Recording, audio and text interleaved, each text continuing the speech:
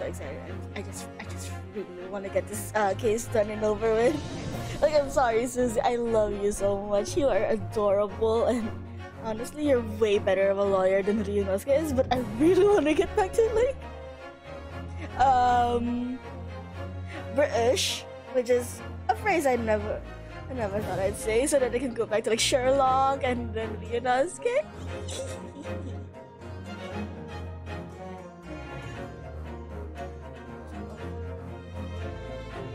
Couldn't find a game tab for one cool second there, and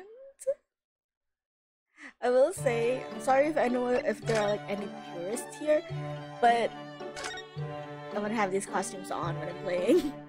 Because look, there's a little mouse on his shoulder. I really want. And I won't lie, I'm not a fan of Susie's costume, so I won't turn it on. But we'll absolutely turn it on for Sherlock, though. Like, Maya can't just have titties out and I don't choose it.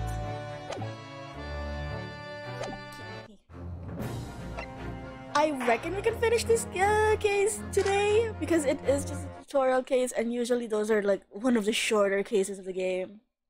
And I'm also assuming the second case is rather on the short side as well, because my running theory is that it's gonna like reintroduce us to the dance of the dance of deduction with Sherlock, like the investigative areas. Hey Ray! I'm so sorry, Sisato. I should have told you about the toxin. You really should have, girl. Like, you really should. Ray. You have a strong sense of responsibility, I know. That's why you decided to shoulder the burden alone.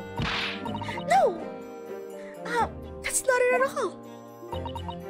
I was scared of my failure coming to light, that's all. So I hope to retrieve the substance from the Englishwoman before anyone found out.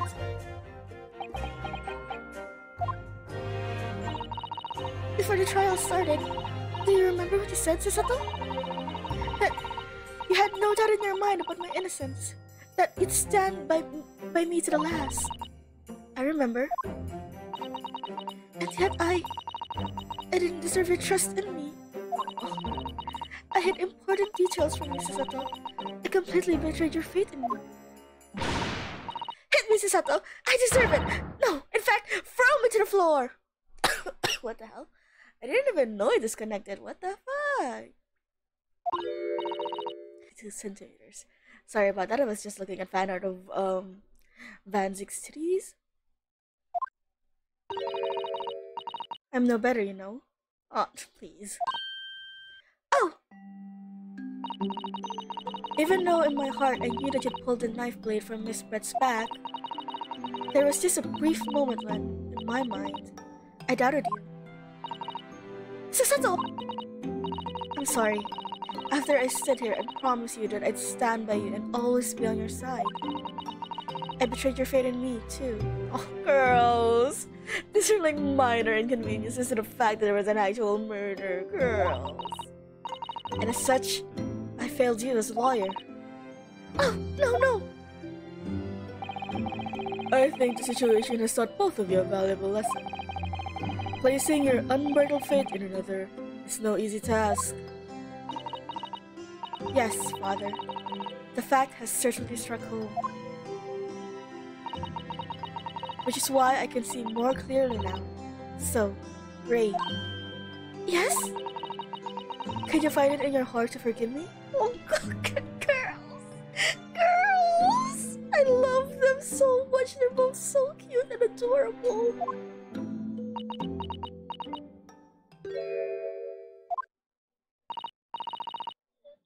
Oh, Sisato! She has such a cute smile! You know you'll always be a gallant, dashing lawyer in my eyes now. Aww! Hooray!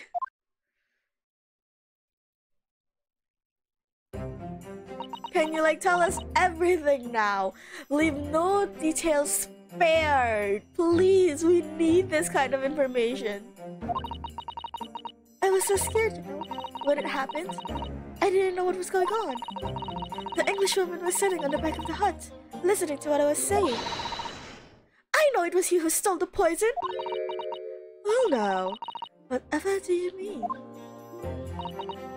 And then, a moment later, she suddenly got to her feet. Before collapsing onto the floor in front of me, with a knife in her back. Okay, I'm still kind of confused why she was holding the pen. Like, if my theory is right that she was stabbed with a hot wall, how did she get her hand on the pen, which I also theorized housed the poison? Actually, wouldn't it be funny if, like, you know how people lick their pens before writing? What if she did that?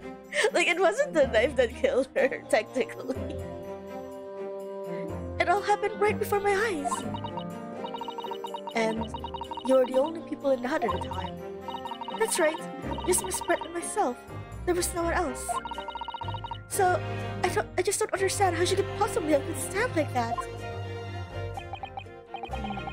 A great mystery indeed. I still can't believe it happened. That's why I just couldn't bring myself to speak up. It'll be alright.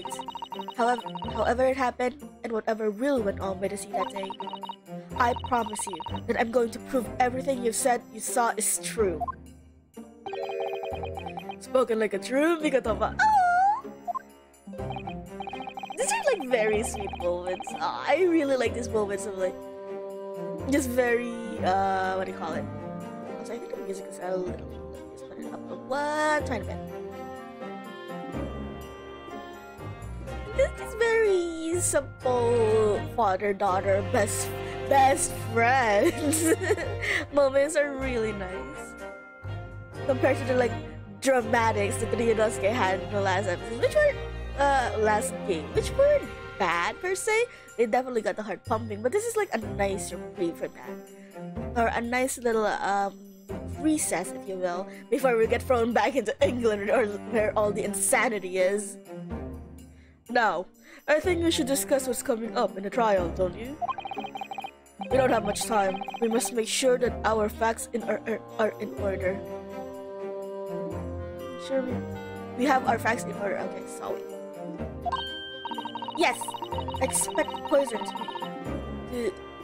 is going to come under close scrutiny in the upcoming proceedings.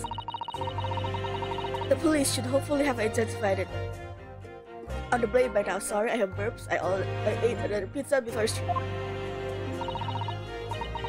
The trouble is, it's a completely new laboratory synthesis blend of alkaloids. The police won't have any way of testing for it. 3 moments, please. Oh, I see. Yes. Oh, why don't you just have that? Without the chemical reagent? It's impossible to detect the toxin. Chemical reagent? I sent a colleague of mine off with some earlier to deliver to the police headquarters. I think perhaps you should have some as well, though, just in case. Drinks it. Okay, can I check it?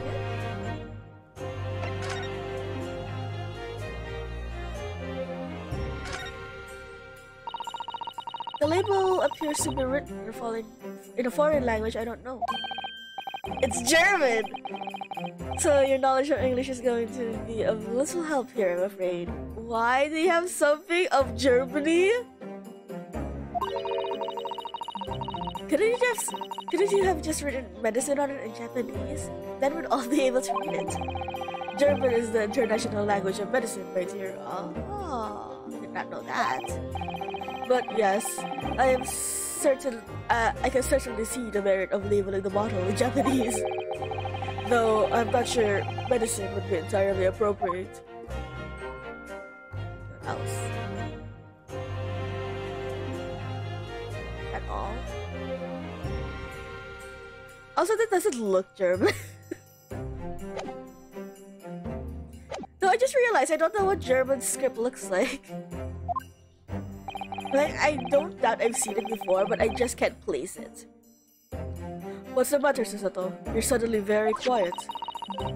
It's this newspaper article. Exclusive. Deadly poison stolen from UA Medical Research Laboratory. I'm wondering how the information got out, given that it was a government secret. It was all that English woman's doing. What? It was sort of the professor and Sasuke-san were being interviewed in the laboratory. That so-called English lady swarmed in, and without any compunction, said to Professor Mikatoma. Oh, Professor, surely your guests would love to hear about your work on the substance there.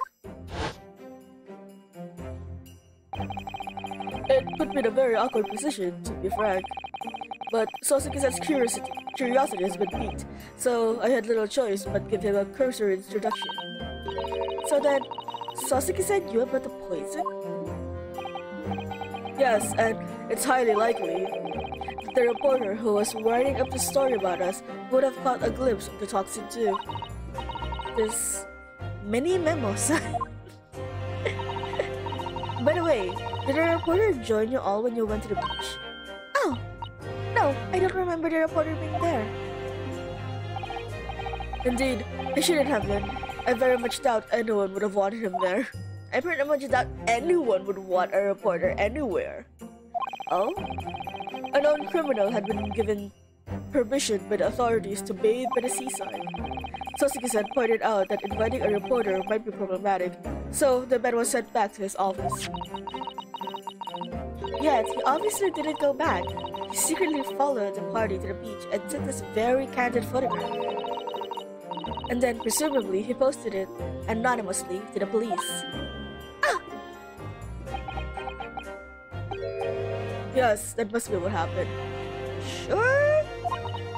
Were those dots of doubts? Counsel! We just heard from the new witness. The witness is now ready to testify. The trial is about to resume. Please proceed into the courtroom at once. It's time to seal ourselves once again.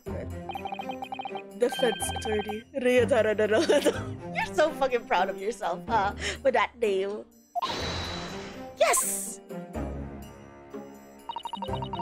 Ray has put her faith in me now and told me everything. Are you sure? So, I can't let her down. I have to prove that what she's telling the court is true. I have to prove what really happened that day. Can't we use the toxin in the pen? No, the reagent. I have no idea how to do that.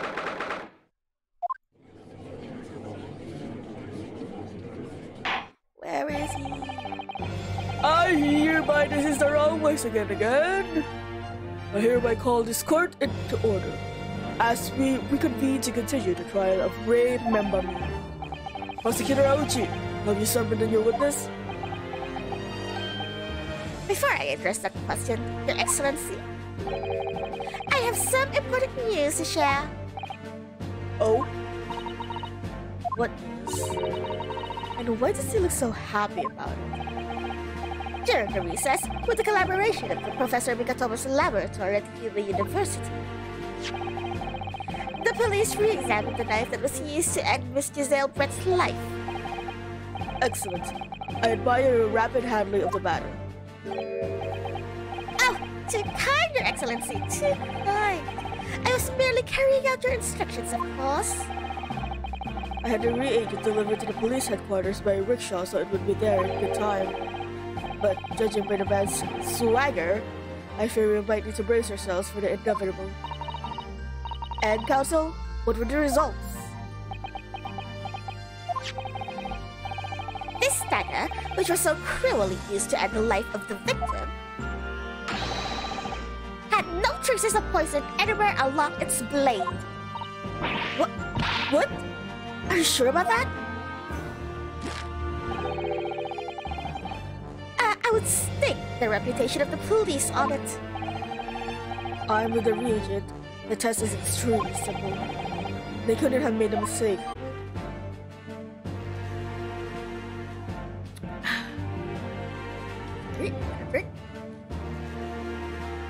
Ah, yes. This must be the victim's blood. Oh dear.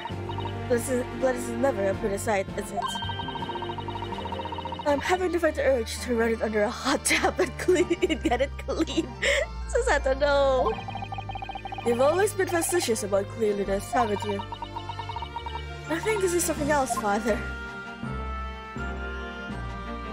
That's it? What the hell? Just the blood? How do you use the reagent?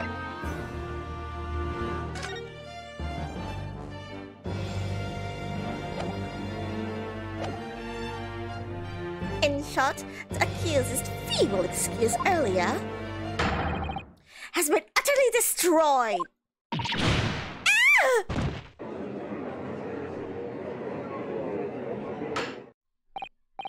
Now, the prosecution is ready to call the new witness.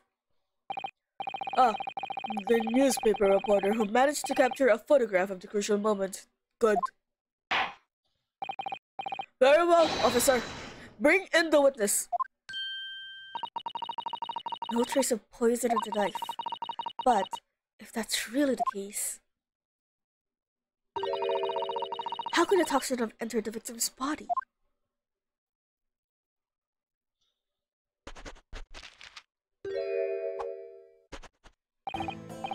Witness, please state your name and occupation for the court.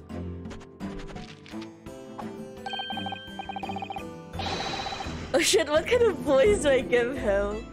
He looks like Space Daddy. What's his fucking name? I forgot. Also saying that I haven't watched Space Daddy, so I have no idea what his voice sounds like. Wait. I just noticed his armband. I mean, yeah, I already kind of guessed that his right-hand mini memo is the RM on the pen, but that sigil just kind of proves it. How do I give him a voice? Right-hand mini memo, right-hand mini memo of Shoyu News. I'm what people call a journo. What's a journo, Father? Do you know? It's simply a contraction of journalist. Okay, show us more then, please. I have no idea why that would possibly be damning. I'm here where the news breaks, putting pen to paper to catch those scoops so they're in print the next morning.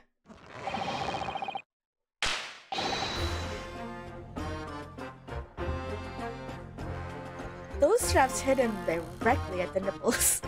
And the music is so fucking...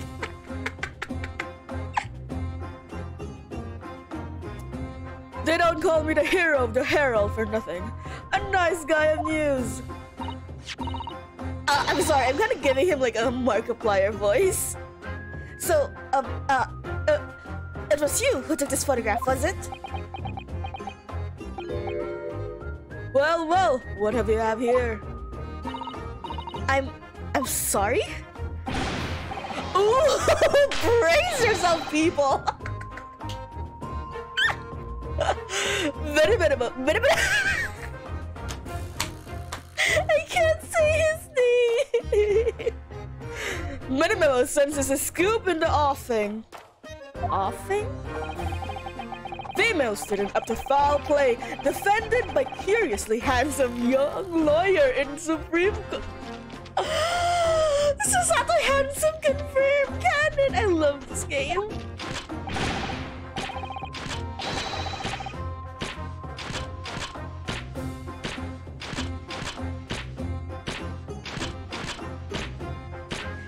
Did you get my pretty side? The readers will lap this up. We'll set it above the fold at 72 points in a 5-leg format for the morning edition. Huh? Right then, let's start with your name. Oh, it's Ryotaro Naruhodo. Next, what made you want to become a lawyer? Well, I wanted to reform our country's legal system, of course, I suppose. That's kind of a thing. Ryotaro has suddenly become very ambitious, I see. I just borrowed Kazuma-sama's tree for a while. She's gonna put it back eventually, don't worry, old man. By the way, my name is Taketsuchi Aochi. That's Taketsuchi Aochi. That's the so-called dark horse of the Supreme Court. My objections strike fear into the very defense lawyer's heart. Yeah, that's what I'm saying. Like, what if? That's what Brett did with a pen. Like, tapping the tip of the pen with, on her tongue. And that's how the toxin got into her. No, the reader won't buy that. Witness. Yes? What this court demands to know is whether or not you were responsible for the taking of this picture. It was delivered anonymously to the Imperial Police Bureau only yesterday. Yeah, I wouldn't be a journal if I didn't click quick when I'm presented with a scoop like that, would I? Sometimes stories call out to me. Sometimes I have to chase them down. But either way, we've got to be fast. Fast legs to run with and fast hands to write with. It's no good if you don't note it down, I always say. That's what I call my minimomiest. Minimomius? Minimomism? Ah, yes, I remember your face. We met that day when you were interviewing myself and Sasuke-san. Yes, right, that was me. Minimemo again. Stop saying your own name, bruh. It's killing my tongue. But you were supposed to be back at Shoyu News office after our meeting, sorry. Father had something to eat before the trial. But the scoop is, I didn't. Because the Englishwoman's words had piqued my journalistic interest. Miss Brett's words. A criminal, left to do as she pleases, just because she happened to be a British citizen? That's horse dung. This country's judiciary is rotten to the core. Wow, okay, sure, say that to the Supreme Court, I guess. That my internet is a bit of a troll. The moment someone stepped in and just randomly decided to die. But hello, nice to meet you. The Supreme Court's ruling aren't worth the paper they're written on.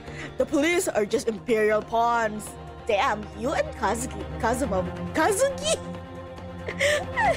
I think his last name and his first name, but yeah, you and Asugi would get along.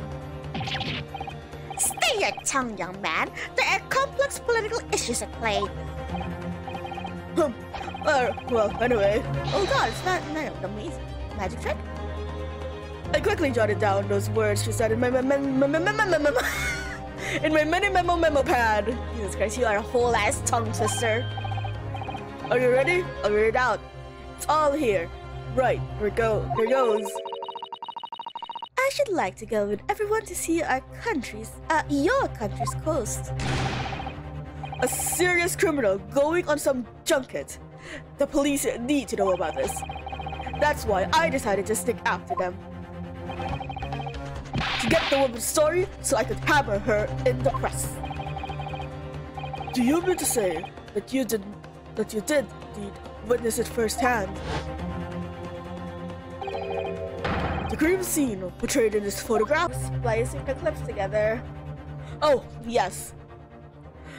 I saw it with my very own journal eyes, from start to finish, through the viewfinder of my trusty camera. Thank you, Minimemo-san. You will now give your formal testimony before the court. You will state exactly what it is that you witnessed of the event surrounding Miss Brett's death.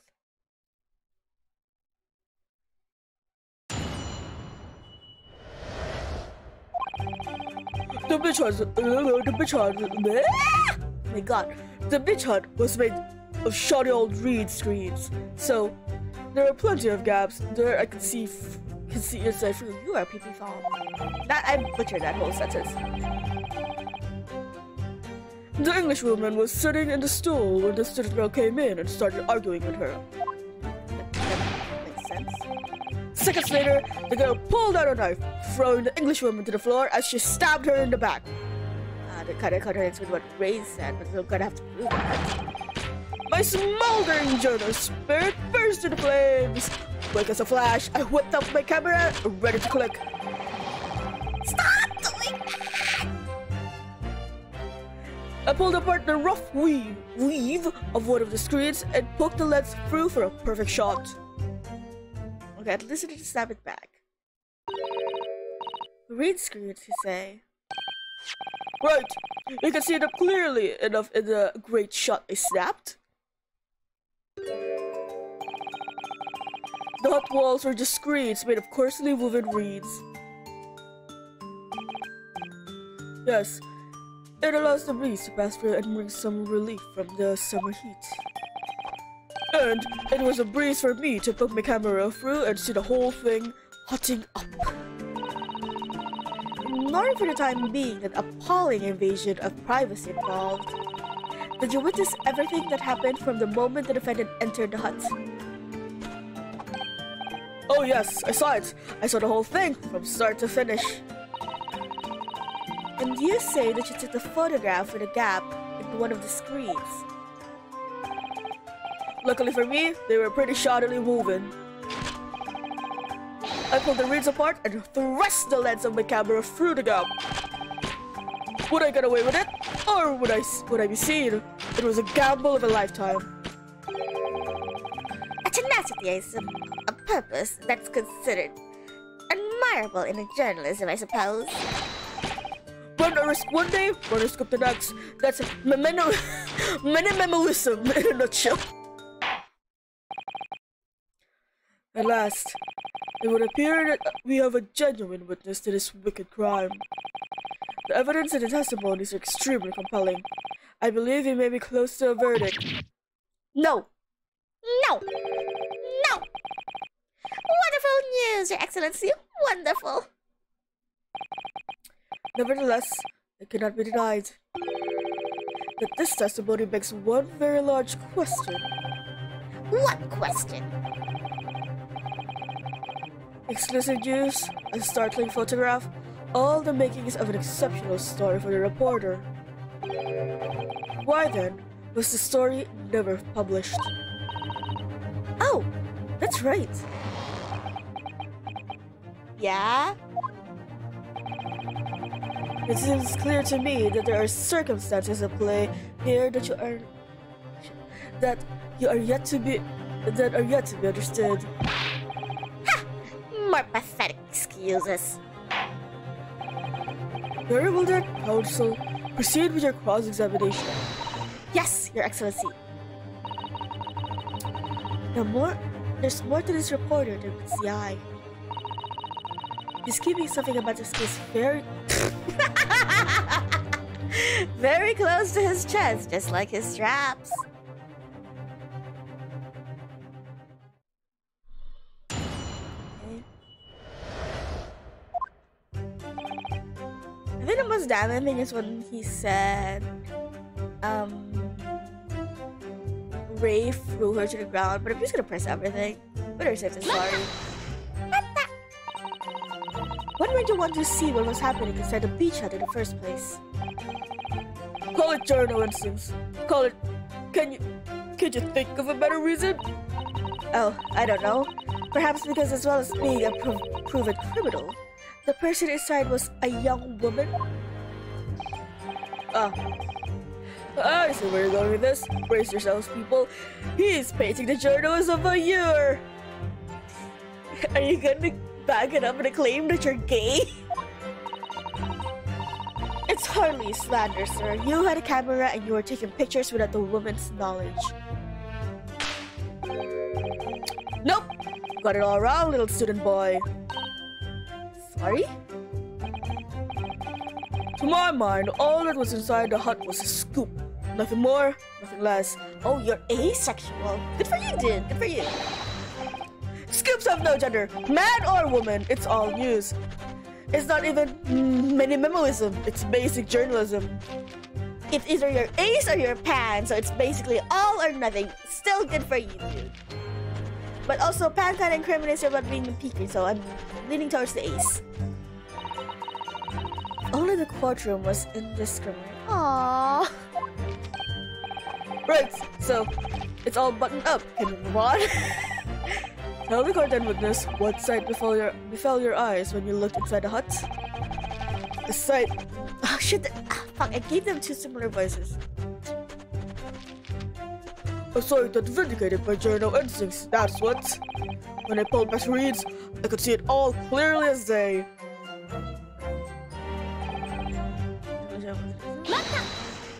Arguing makes sense because they were talking about the poison. So, you actually saw Membami-san entering the hut? Yup! And she was raging like my journal spirit. And the argument you mentioned, what was that about exactly? You stole it! I didn't steal it! That kind of thing. Talking about poison, I suppose. The student girl walked right up to the English woman and really started laying into her. I mean, if she'd laid into her and more, there would have been eggs! Please no. Please no. No. The man should have been an author. His descriptive talents are wasted in journalism.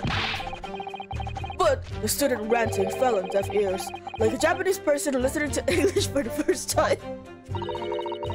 You really ought to work on his similes first, though, to be honest. Anyway, the point is, that woman in the dock was mightily angry. And her temper finally got the better of her, it seems. Damn me. Which was the climactic moment that I caught on film.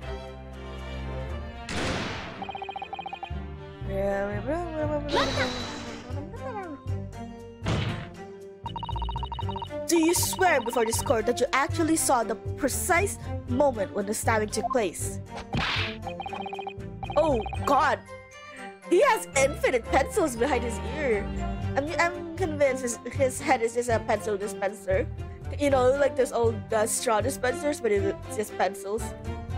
Oh, the precise moments, I didn't see just that. I saw the whole hellish scene play out, from start to finish. Oh, is that a new piece of information? I have a simple plan of the beach hut. Perhaps you could use it to explain to the court exactly what you witnessed.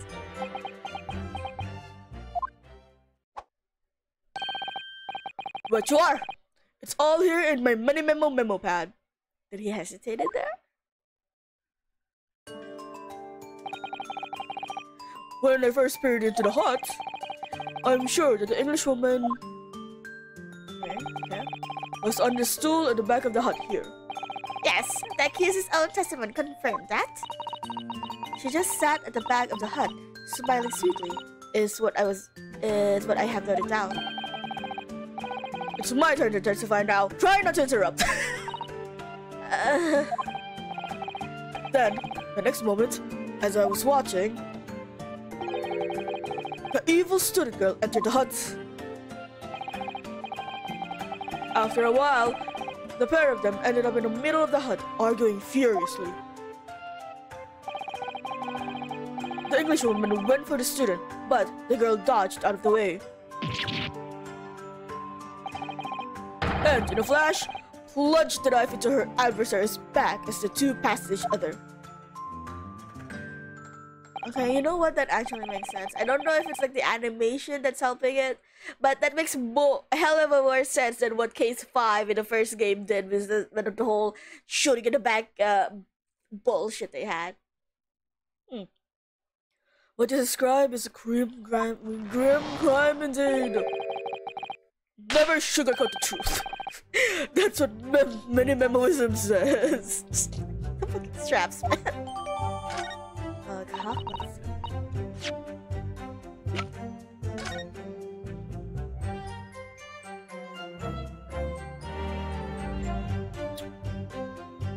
This doesn't directly contradict with the other But as I said though, yeah, there was like she was standing over him. Her, I mean.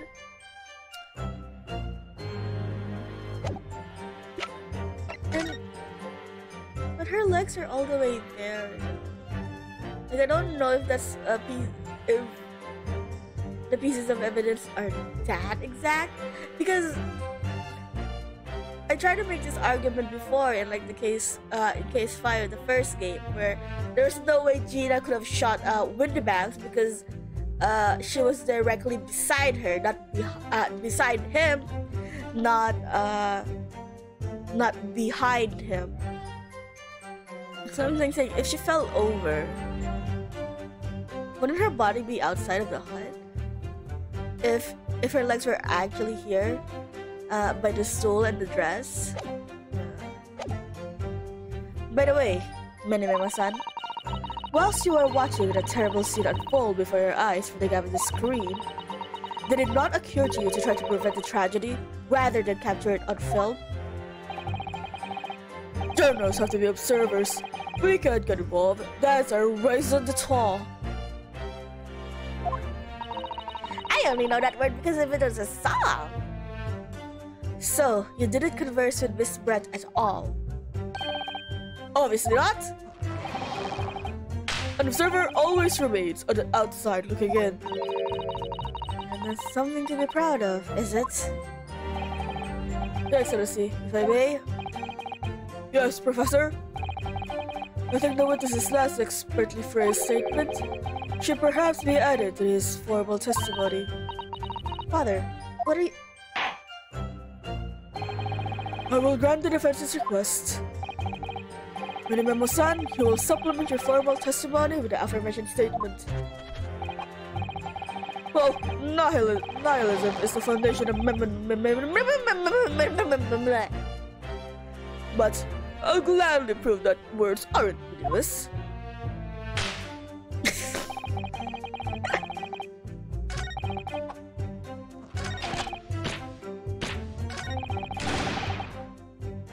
It was added to the end.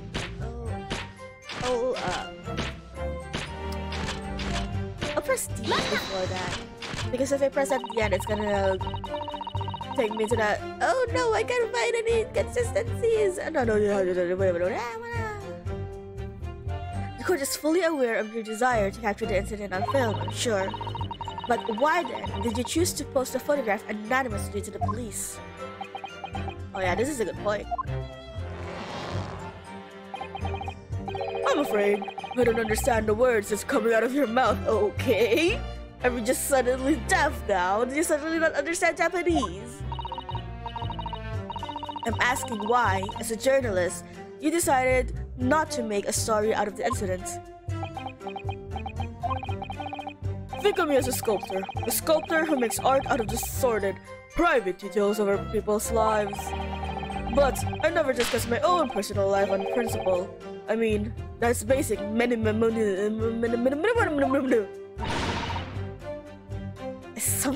It's not something to boast about. Now that your pen decided to see the truth exposed, and justice done was what motivated you. That's it. That's brilliant. The burning desire to see something or other exposed. There has to be a good reason why he didn't think to write an article about what he saw, though. By your own admission, you were outside the hut. Now then, how did you manage to take the photograph? Ah, yes. Oh, yes, that. Oh, I'm glad you asked.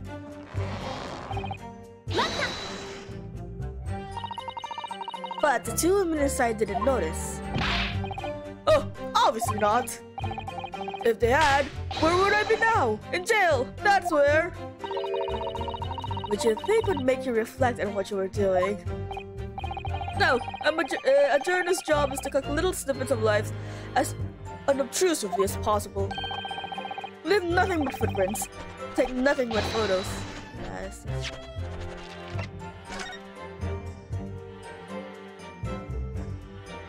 These look like... I'm gonna say...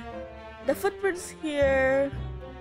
They could very well have been just because of the commotion when Hosonaga entered. Because it did say he inspected the body. And I think they were wearing slippers, right? Or at least some of them were wearing getas. And I was gonna make an argument that like beach, so you have to be barefoot, right?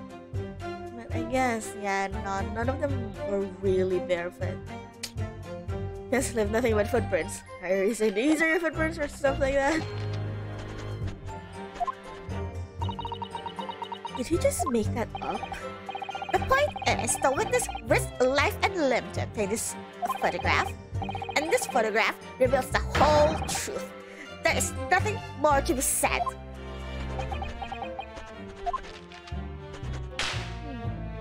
Don't trust that one bit. Really? You didn't set foot inside the hut at all. Are you quite sure of that?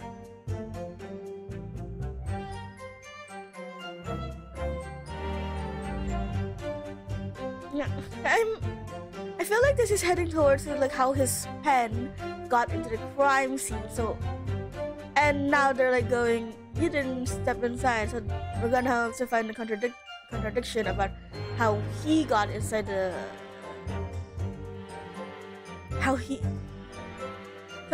My theory now is he planted that pen in her hands.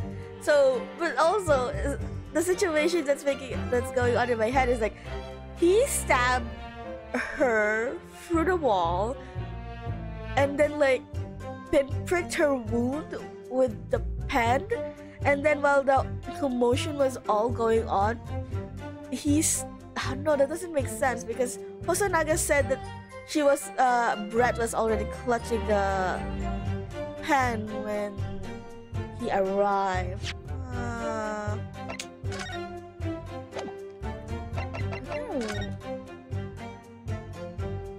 I was wondering if there may be like blood stains around the reeds. It doesn't seem to be. Or unless it's gonna be another Ryunosuke case where like black and white was suddenly a gained color and then now there's blood. I think you may have the wrong impression of me. We're talking about a murder scene here.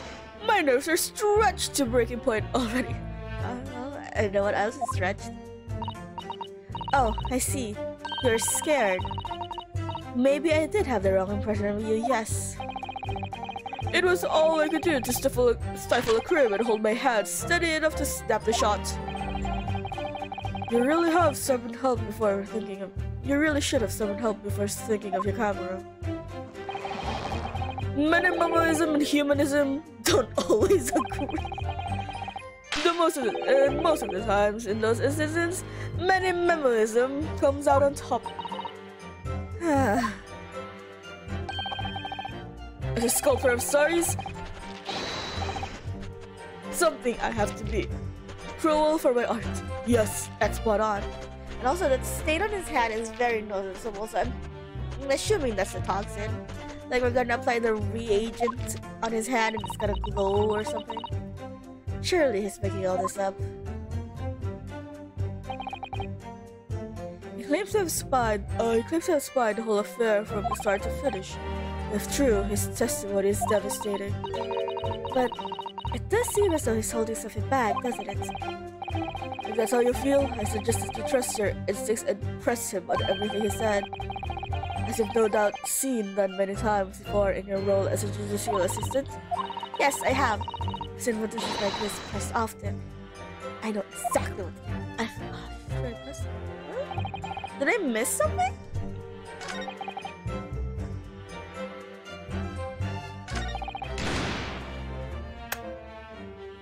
This is where we got the map. And we got it.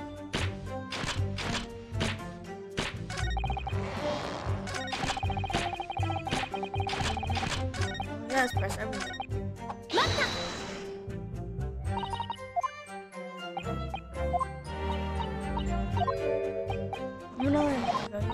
Cells in hard wrong, this is a scoop, so there's no gender. Witness, that was basically a useless statement. This statement is just proving the fact that they had an argument about the poison. noises, other deaf ears, nearby themes, such as connections. Nope. The first two are basically flavor texts. I'm gonna put out a knife that on the floor, stab her in the back. Destroy her court. Play. That's where we got the floor plan.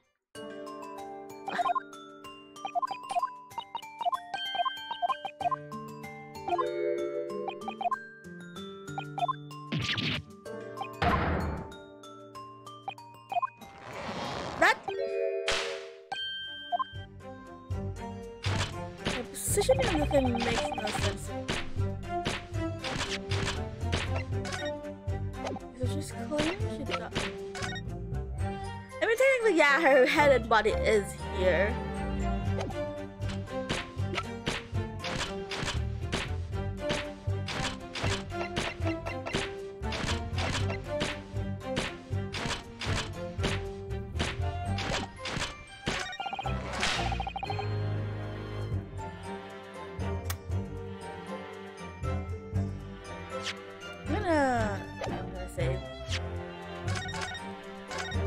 So basically what we're doing here is we're trying to prove that he was in fact in the crime scene. That's the contradiction we have to prove, I think. Nor spoke. I never set foot inside the hut, so should we present the fountain pen? Because the initials are my two ahead of the game already. Oh, it's right. The music stopped. Alright. Many memos, son. Until now, I had a firm belief that the newspapers are in a business of uncovering and publishing the truth. You're spot on there! The press doesn't lie, which is why I'm proud to wear the emblem of the show you use on my arm. Yeah, the emblem. In a way, it's more many-memoism. Sadly, though, it seems that the journalist... Are we good? Are we good? Okay, then apparently we're good.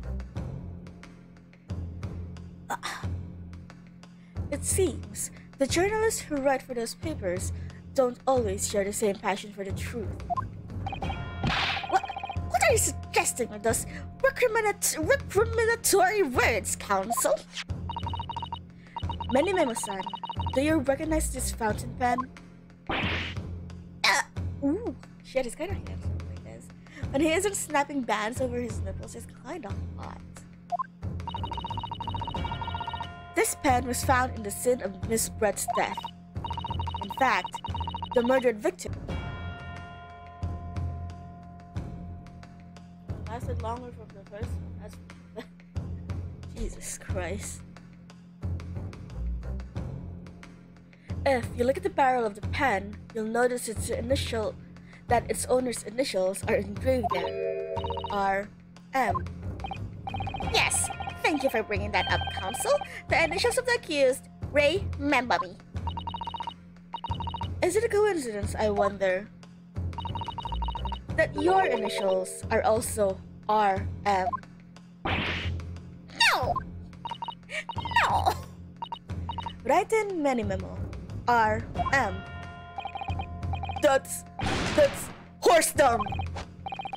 Can't you see? One of the central tenets of many memoism is being a pencil user. And yet, as the court will clearly be able to see on your right hand, there is a very obvious blue ink stain. It would appear that you must have rather carelessly left it somewhere recently. Your favorite fountain pen, that is. Horse dog! Many Memo-san, is it not the case that before she died, you met with Giselle Brett in the beach hut? Why should we listen to this absurd nonsense? It's nothing but another excuse. Oh God, you really should. Dad, you're gonna fucking hate me and us again, then. Since all his learned British is just make excuses to extend the case. Exactly! Xiao Yun will stand behind me all the way. I deny everything. There must be as many people in the initials RM as there are stars in the night sky. The defense has neither the time nor the inclination to count every star in the sky. I love this one! She's so confident! I love it, I love it, I love it so much! That maybe like a reuse post, like with a hand on Karuma and everything. Oh, I love this, I love this, she's so cute, she's so cool. And there's no need to anyway, because this pack has more to tell. Yes, there is another clue. The clue that undeniably proves who its owner really is. In that case, counsel, the defense will now show the court where this alleged clue lies. Of course, Your Excellency.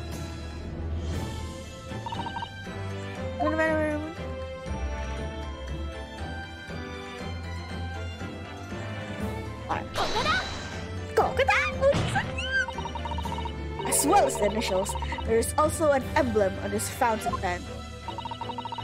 An emblem that you will of course recognize, Minimemo-san. Goodness me, it's the emblem of the show you use. In other words, the owner of this pen is an employee of the Shoyu News, whose initials are RM.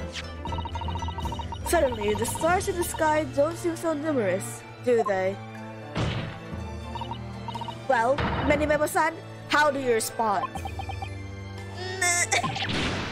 No. Oh, those guys are great. Order! Explain yourself with this.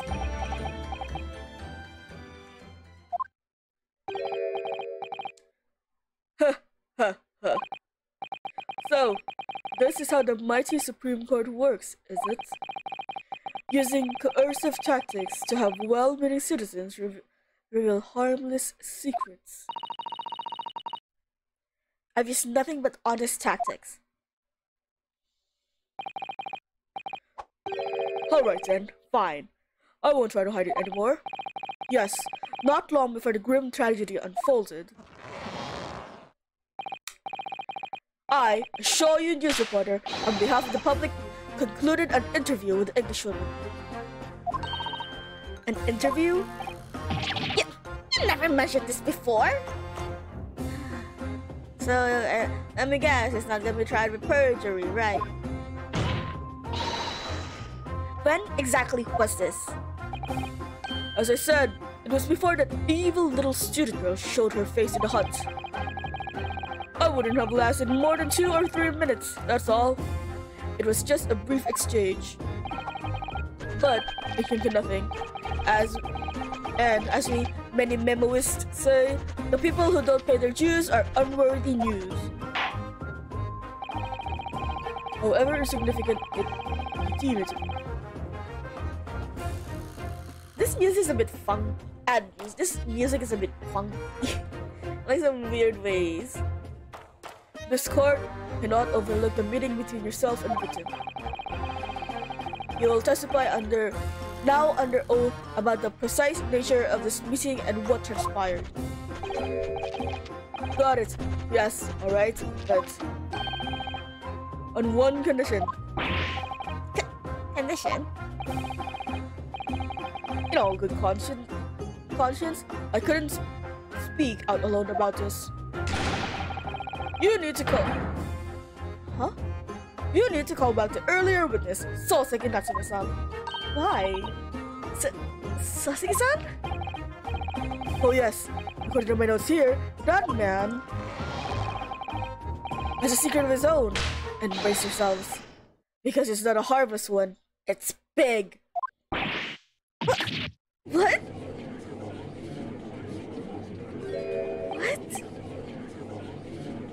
Many memoism states that one man's secret is every other man's front page story. Very well. I will grant the witness request in this instance. Fucking Natsume, what did you do?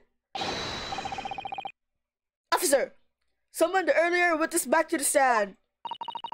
Sausage said, hiding something? What did you do?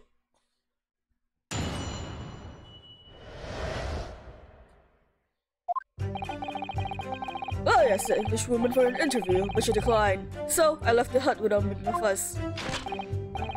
Then, watching secretly from outside, I saw the woman being stabbed and the other witnesses came running. The detective realized that the victim still had a pulse, so he ran off to fetch help. That's when this writer man here asked the woman a very significant question. But he didn't say anything about it in his testimony, which is why many memoism demands I reveal it now. Okay, say it. You mean to say the victim? The victim regained consciousness.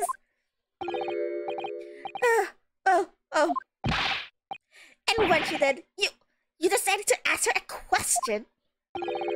That's, true, yes. He did. That's not all. The woman gave him a very definite answer. The answer that incriminates the accused. This is preposterous! Why am I the only one here? Why am I only hearing about this now? You and me both do. Get used to it. This always happens in all an Ace Attorney case. And why didn't you mention it before? You yokel hack! It wasn't even a conversation! Yes, I did propose. I did pose a withering English rose. I did pose the withering English rose a question. I don't deny it. But she could no longer speak. She was barely conscious even. Counsel for the defense. I expect a thorough cross-examination to be conducted here. Why? Isn't this a prosecutor's job? He's the one who brought the witnesses in. This court! Oh shit, that's the wrong voice. This court must and will know the truth. Absolutely, Your Excellency. The reporter is claiming that Miss Brett implicated Ray somehow. What on earth could have happened in that hut?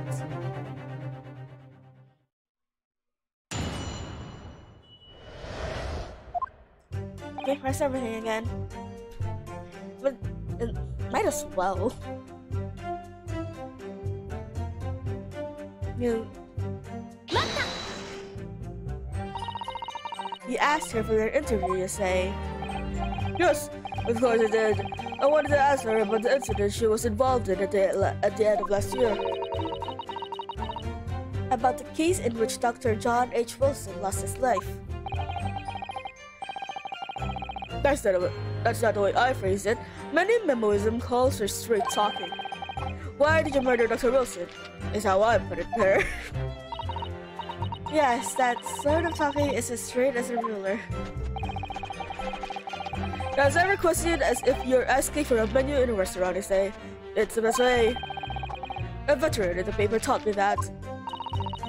And how did Miss Brett answer? In one simple phrase. Mystery is a woman's charm. Damn. Whew! That told me. So I waltzed right out of there. Really? Something about that doesn't quite seem to fit together. With every room as if you're waltzing in a dance hall, I say. That's the best way. Are all those footsteps yours? A veteran in the paper taught me that.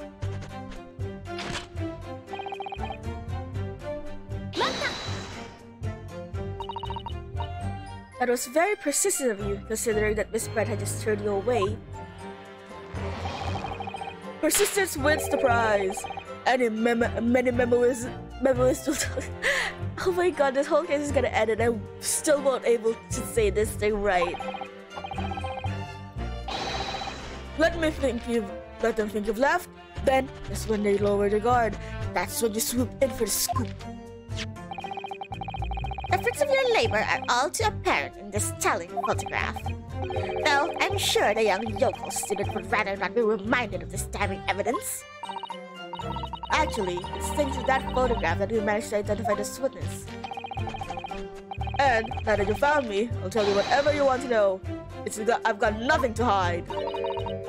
I'm sure. Please go ahead, witness. The court is eager to hear what you have to say. Try to stop me. There's a story to tell, and I'm going to tell it. And Sasuke-san remained behind the hut. That's right, yep. Our author friend here was a blabbering wreck, shaking all over. From his head to his toes, mustache twitching, eyes bulging. What do you expect? You don't know the terrifying troubles that taunted me whilst traveling abroad. Back behind baleful bars. They'll be coming for me, surely. That's all I can think. I felt as though I was grasping for air, drowning in the sea of cold sweat. Poor Sasuke-san. The experience in London has scarred him deeply. As the world seemed to close in around me, I quietly recited a prayer to Amida Buddha.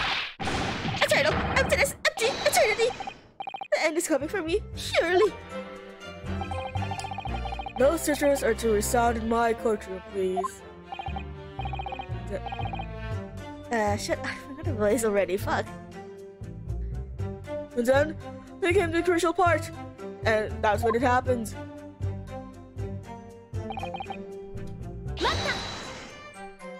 Ask a question. What question? What exactly did he say? Well now, you should hear it from the horse's mouth, I think. Don't you, Mr. Writer Man? Ah! Out with it, you yokel hack! What did you say to her? What did you say to the dying Englishwoman? Well, in truth, I've been catching crabs at the water's edge and building castles in the sand, you see. Oh. Well, the seaside is a place to be at leisure, I suppose. Even for a grown man. But then, all of a sudden, from that little beach hut, a young girl's panic-stricken cries for help pierced the air. Ray. I ran up to the beach to see what was happening, to find the defendant leaning over the collapsed victim. As soon as Inspector Hasanaka saw Miss Brett on the ground, he sprinted off to get help. And then, just a moment later, I heard a faint moan. A moan from the dead Englishwoman. I nearly jumped out of my skin! But what did you ask her, Sasuke-san? I asked her, who did this to you? Don't backtrack any longer. How did the woman respond? She didn't! She said nothing in response. But... When in the stand, you will answer the question asked of you unambiguously. Now, without evasion or reticence, I demand that you amend your testimony. I will!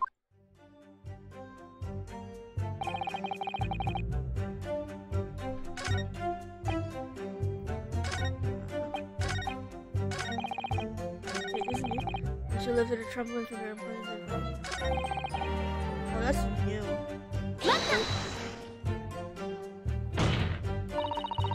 So you tried to find out who the culprit was? He who asked the question is a fool for a minute. He who does not prove is a fool forever. And having been labeled a criminal twice during my time in Great Britain, I was quick to make up my mind. Twice? When was the other time? Better to be a fool for a minute than remain a fool in prison forever. However, you have indicated that the victim failed to respond. Is that correct? I know why. I know why the Englishwoman said nothing. Just ignore me because of my stoop and mustache. Because I'm Japanese. Oh dear, Sasuke-san has really developed a dislike for the English. It seems good. Having read the report on his time in Great Britain, I can say I'm surprised at his xenophobia. Jesus, we're addressing xenophobia but on them. Which is brave of them, I will admit. But come on, now, come on. But the Englishwoman didn't ignore you at all, did she, right your man?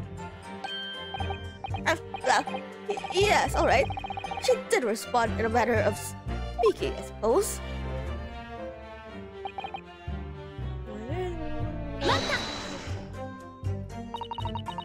Miss Brett pointed a finger at the defendant. Sasuke-san, is that really true? Why didn't you say it then? It's not easy to stand here and say this, but when we first entered the beach hut,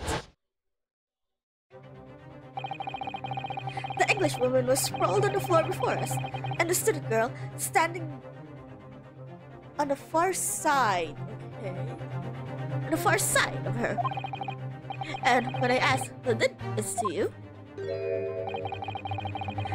the Englishwoman summoned her last ounce of strength and pointed a trembling finger to the back of the hut. But she wasn't pointing at Ray. She was pointing to, like, behind the seat. Which was, can't be denied, in the direction of the student girl who stands accused today. But how do we build a motive for why he would kill her? No. Sasuke-san, why on earth did you neglect to mention this in your original testimony? But fiddlesticks, I say. It is not a British court of law. You will respond in Japanese.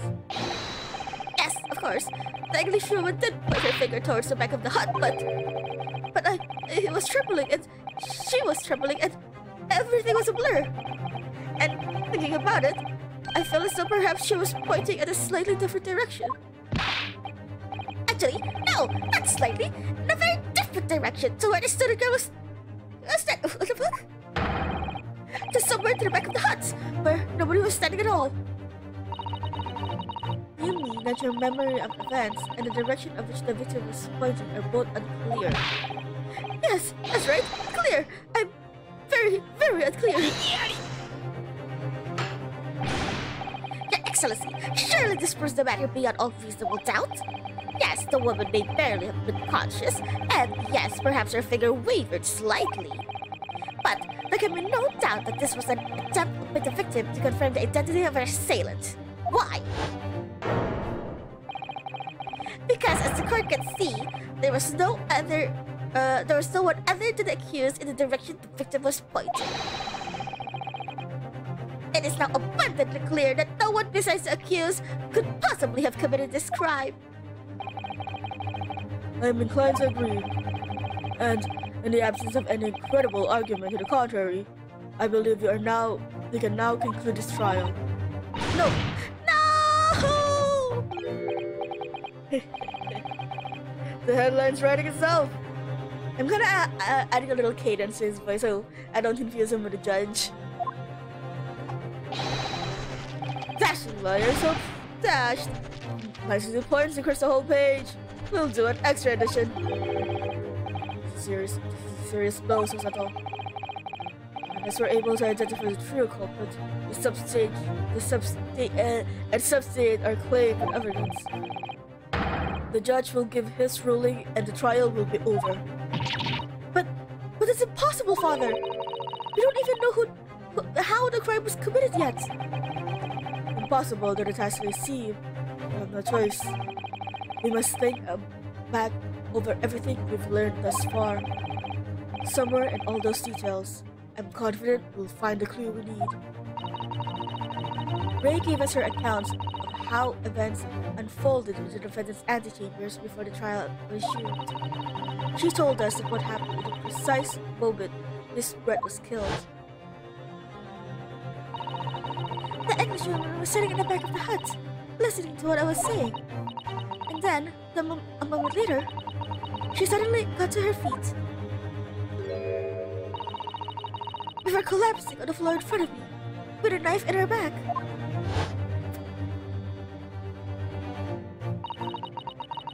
How could Miss Brett have been stabbed in the back in a beach hut that was empty but for herself and Ray?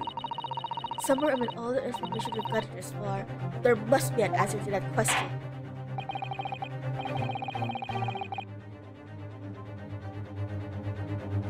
Sorry, I had to take a little sip of water. I take it then that the defense has nothing further to add. So, the gallant yokel student's luck finally runs out. I can't say I'm surprised. In that case, I am ready to deliver my final verdict on this matter. This is a crucial turning point now. If I can't establish what really happened, it's over. Where was the real culprit hiding, and how did he or she stab the victim? I know how!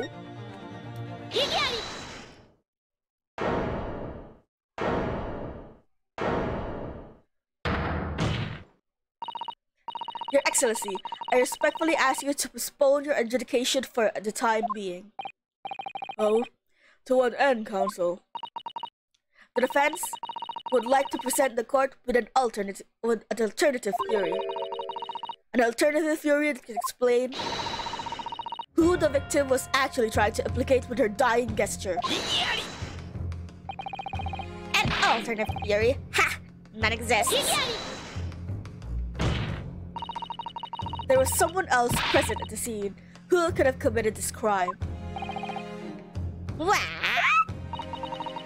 And the victim, Miss Brett, tried to reveal who it was to those around her at the time by mustering all her remaining strength and pointing a trembling finger at the killer's direction. This is fiction. Fantasy. Very well. As you seem so sure of yourself, counsel, I am prepared to hear your alternative theory. So, young Ryotaro Naruhodo. Yes, Your Excellency. You will present your latest theory to the court by means of this plan. The moment the victim was stabbed, where exactly are you proposing the culprit was concealed? Behind her. I hope it isn't too sensitive. I hope I'm not just like one pixel off, but I'm gonna say it anyway.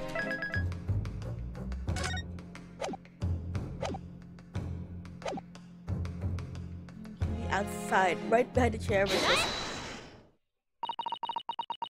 Naruhodo's son would never give up. And I'm a Naruhodo. She's taking it to the family. The true culprit, who fatally stabbed Miss Brett, was concealed in this location here. Are you mad, counsel?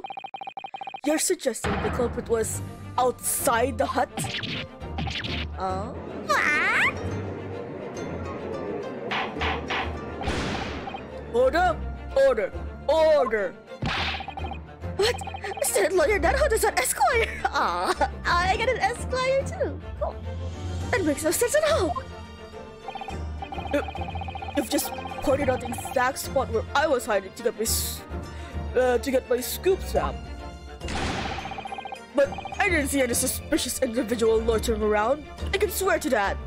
Maybe it's because you can't see yourself unless you're looking at a mirror. Obviously, if the culprit has been outside the hut, there's no way that he or she would have stabbed the victim who was inside the hut. Actually, Prosecutor Ouchi, there is a way. And, in point of fact, the defense can provide evidence strongly suggesting that that is precisely the way Miss Brett was killed. You're bluffing. You're baffling, you yokel. The defense assertion is clearly too fantastical for the court to comprehend. You will need to give us more guidance, counsel. What piece of evidence corroborates your theory that the victim was stabbed from the outside of the hut? I'm assuming it's a picture. See it again. I'm assuming it's this picture. Nope.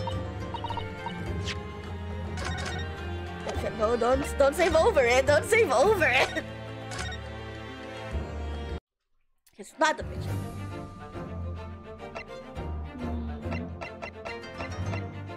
It's not the floor plan. Not the knife.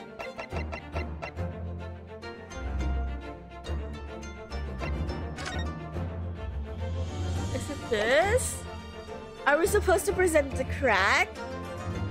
I mean, I thought I was presenting a crack in the other picture, but sure. I mean, yeah, sure, go ahead. The original print of the crime scene. Yes, it's clearly visible in this print. The traces of the fatal thrust that was delivered from outside of the beach. Do you take us for fools? There's no hint of any such thing. I'm not sure I'm not sure that everyone present would agree. Someone, at least, appears to have noticed what it is that I'm referring to. Counsel, once again, I must call you to be explicit for the court. Where this photograph That crack in the wall. I mean, I guess, yeah. If their line of thought is was to point out this crack, that you can't present that incriminating photograph because you can't point out where the crack is. But I feel like the fact that the picture was taken in general is the incriminating evidence, right? Let's just save.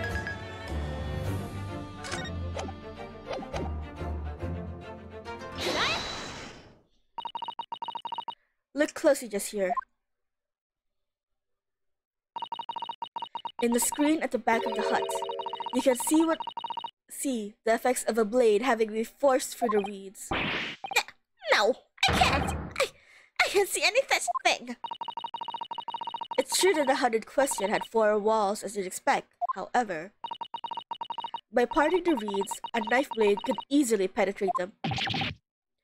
That is extraordinary. Yes. The true culprit actually stabbed the victim from outside the beach hut. And of everyone present in the scene, there is only one person who could have done that. Only one person who was directly outside of the hut when Miss Brett was killed. Right and Manimema-san, it could only have been you. No! Nar! This is preposterous. This preposterous idea leaves me almost speechless. Just look at the photograph again. The victim lies almost exactly at the center of the beach hut, does she not? Are we to assume, as part of the partial scenario, that the assailant was a knife thrower? No, of course not. We're not? If you recall the testimony of the defendant about the events just before the victim's death, inside the beach hut, I confronted Miss Brett. But she just sat on a stool in the back of the hut, smiling sweetly at me as if she knew she was untouchable. A stool? Also known as a shit. Have another look at the photograph. The slit in the reed screen would perfectly align with the back of the person who was sitting on that stool. My word! So, in fact, the victim was killed while sitting on the stool by a stab wound on her back delivered through the reed screen. Having been attacked, Miss Brett rose to her feet instinctively, but then, unable to speak, she collapsed on the floor in the middle of the hut. Before the defendant, Memba-san, before the defendant, Memba-san's appalled eyes. And that, Your Excellency, is the truth of what happened on the beach that day.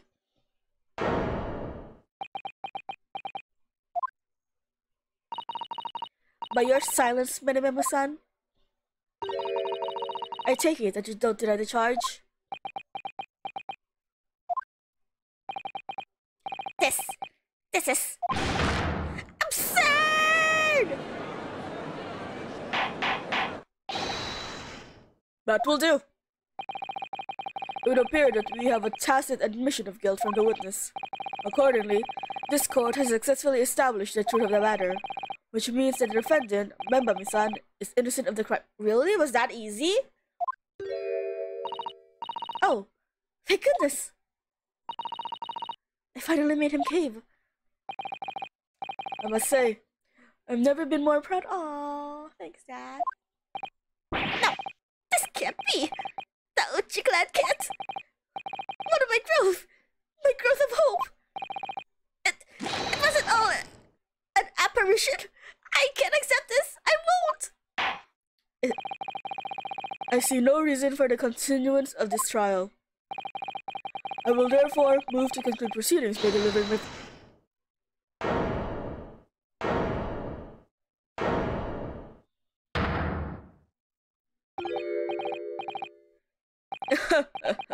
Wow, this is all very convenient. I mean, yeah, I was like, that was too easy. This is how the highest court of our mighty empire delivers justice, is it? Suppressing well-meaning citizens' freedom to speak and branding them as criminals. Well, you are taking your fucking sweet time.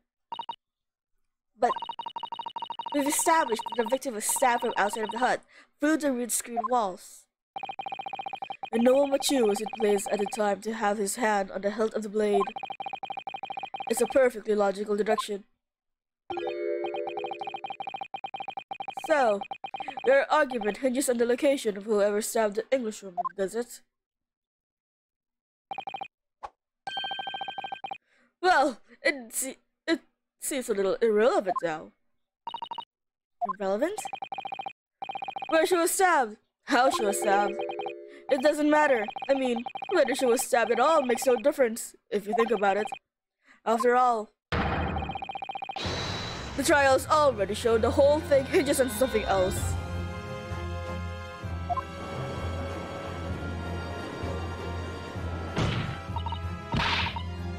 What are you talking about? Brace yourselves, little man. I'm talking about the fact that everything's changed now. Because of the dirt you dug up. What? Enough obscurity. Explain yourself with this. Let's explain. I'm talking about the poison, of course. The poison? Let's ask the professor for a comment on the situation, shall we? I understand that the deadly poison you were developing was stolen from your laboratory, correct? And it's been shown that this poison was administered to the victim in his breath. Is that right? That is correct. The unusual contradiction of the victim's pupils are a sure sign that this particular poison was used. I see. So, presumably that means that the victim already had the poison in her body before she was stabbed?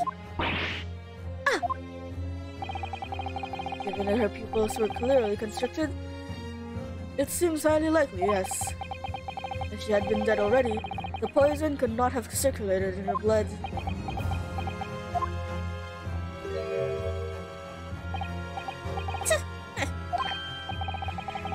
How refreshing to hear the argument of a metropolitan mind. Precisely. It matters not a jot who stabbed whom in whose back and with whose blade. Because, quite simply, the Englishwoman's life was taken not by the knife, but by poison. He didn't deny stabbing her, though. Are we just gonna ignore that?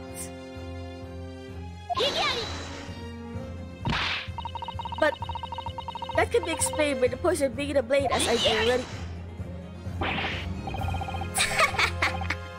Forgotten already, have we, Yoko? During these very proceedings, the laboratory of the professor at your side assisted in proving that the blade of the weapon used to attack the victim had no trace of poison on it whatsoever. So, let me get this down. The facts, as skillfully established by the defense in this trial, turns out to be a headline-making red herring. Is that about right? Well...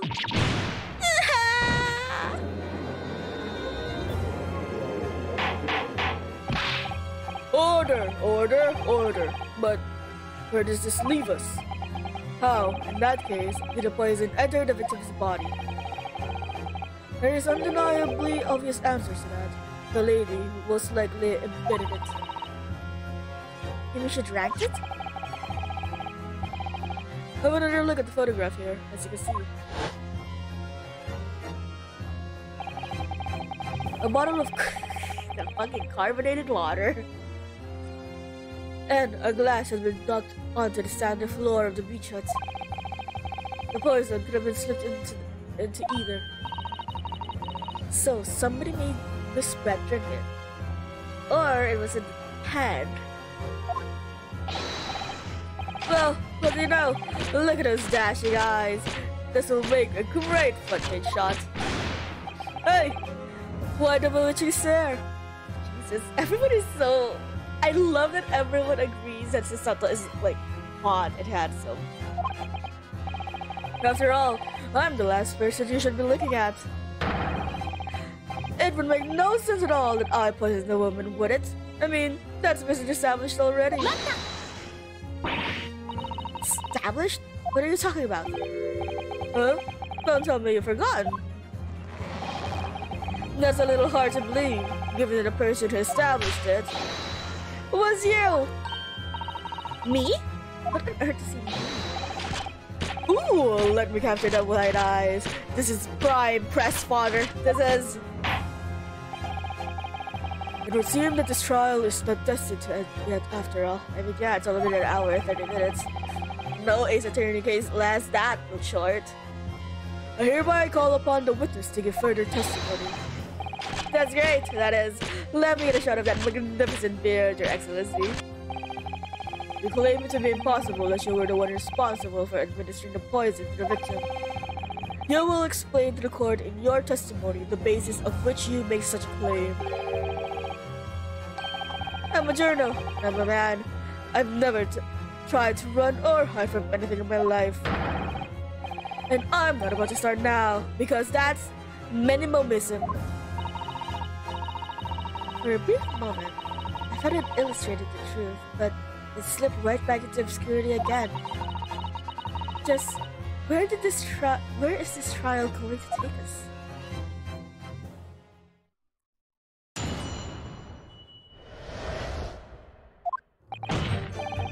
Oh yes, I stabbed the English woman, and that was the very...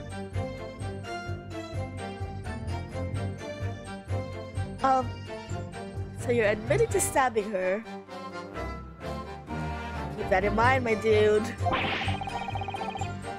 Because why would I have bothered to stab a woman if I'd already poisoned her? I'm pretty sure it still stands to the fact that you stabbed her. Like... At the moment, if you are claiming that you didn't know that she was poisoned at the time, you still had intent to stab her. When I heard that student girl, the pompous English murderer, arguing, it got my goat. If the court weren't going to punish Brett for what she did, someone else would have to see justice done. Yeah.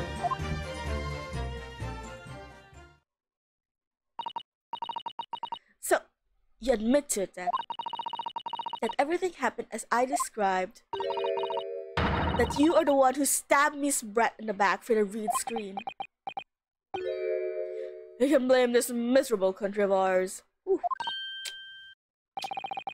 A country that bows to the pressure of foreign power and lets murderers walk free. What kind of future can a country like that have? I mean, he's not wrong, that's the problem. That's why I did it. I did what our pathetic leaders didn't have the guts to do. It doesn't help your case, but I understand. Slap bang in the middle of that charming lady's back, I plunged the blade of sweet justice right in there. Why are you still talking, my dude? You really should shut up. We're cool now, right? As someone who spent his life seeing that the truth is told, I feel really, really awful about giving false information in my testimony before. You don't look like that. You don't look like you're feeling bad about it. But, as it turns out, there was somebody else who had it in for the victim and got to her before me. That's right, you guessed it. That pretty little student girl. Now there's a woman after my own heart. Oh, you're kind of good and then you're bad and you're kind of dumb. Bruh, you're a confusing flavor of men. And also, that's gross. Do not. She is Sasato's girlfriend. Do not touch her. Do not approach her. Do not speak to her. Do not breathe in her direction. Like, I don't even have to do anything to you. Like, Sasato physically lives in the world you live in. You would be tossed to the fucking ocean, my dude. You're implicating Ray again. She is the one who gave the poison to the English woman and ended her pitiful existence. And suddenly, snap! This journal here is off the hook. The argument is sound. So, if the witness had administered the poison himself, he need only have waited for it to take effect. Subsequently, stabbing the victim in the back would have been entirely nonsensical. And therefore, the reporter had nothing to do with the poison. Yes, it's all quite logical, but you guys are... Like, I know he's still the one who did it, and he's still the one who poisoned her, but don't tell me you're just gonna let him walk free, even if that wasn't the case. He fully admitted to stabbing her. That's right, it is. Logical and true. I'm glad you've all seen the lights. Justice at last. This is unbelievable, alright? After I made so much progress in proving his guilt, is he going to get away with it now?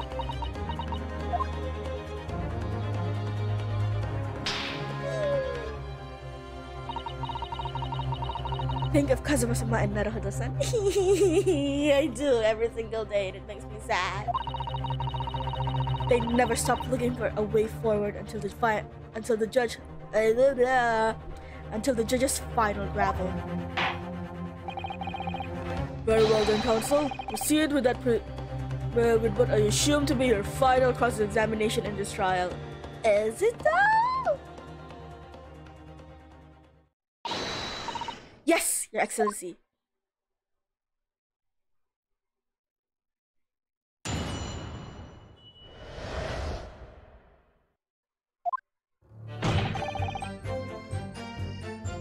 At least there's only 4.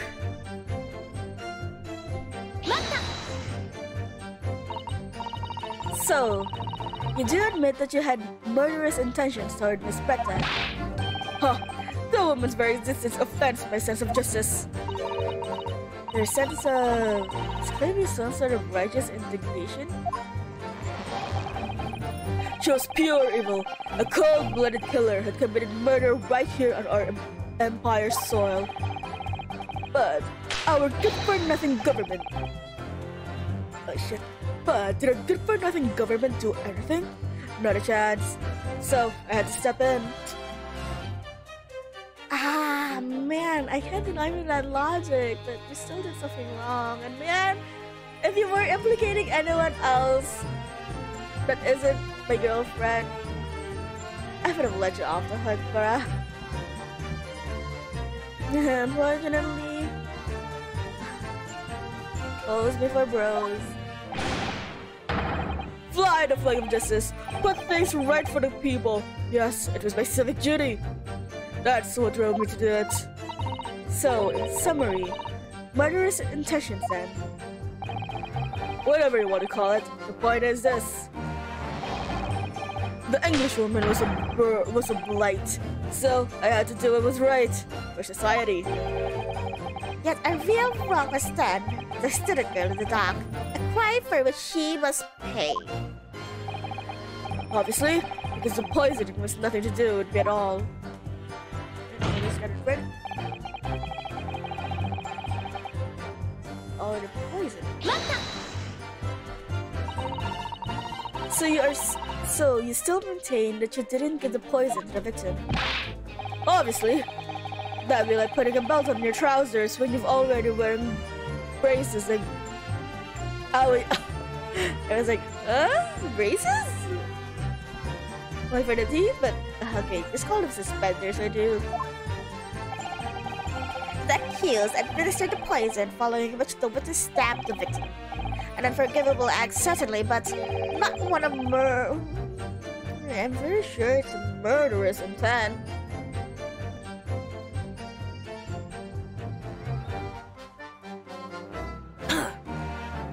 That crime rests on the accused's shoulders. That is how the law works, you see, yokel. Who knows, you may even learn something here today. I mean, like, for the most part, I feel like I've been lenient with, like, judging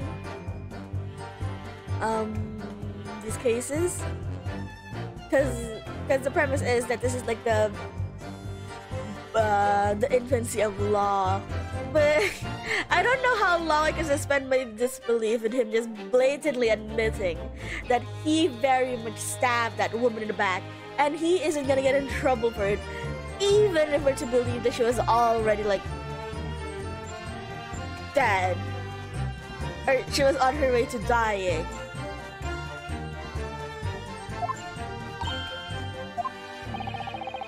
Two consecutive attempts on her life in the space of a minute. Why today for the victim? Do something that evil, and you've got it coming. That's how the law works. The law of reckoning. That's not the kind of law this court upholds. You will reiterate why you were compelled to stab the victim, then, witness.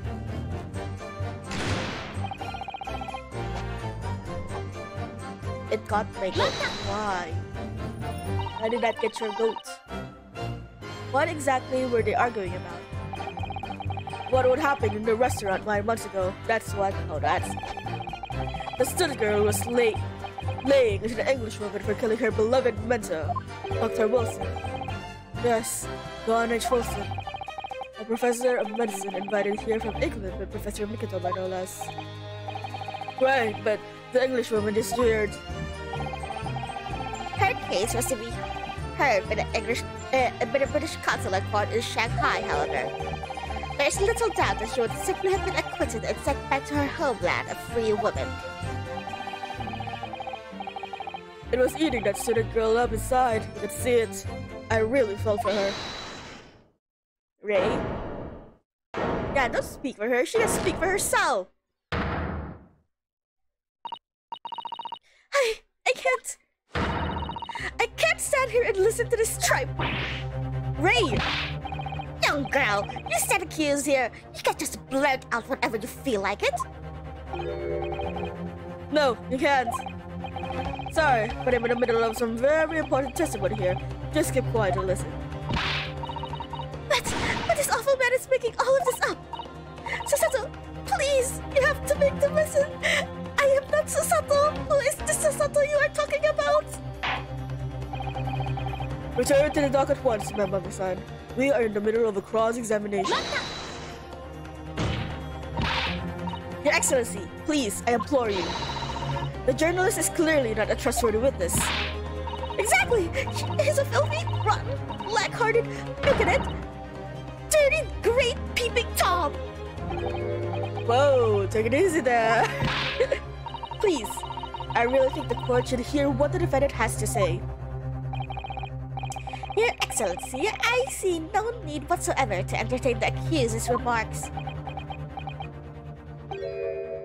I will grant the request of the defense. Oh, this judge is so nice.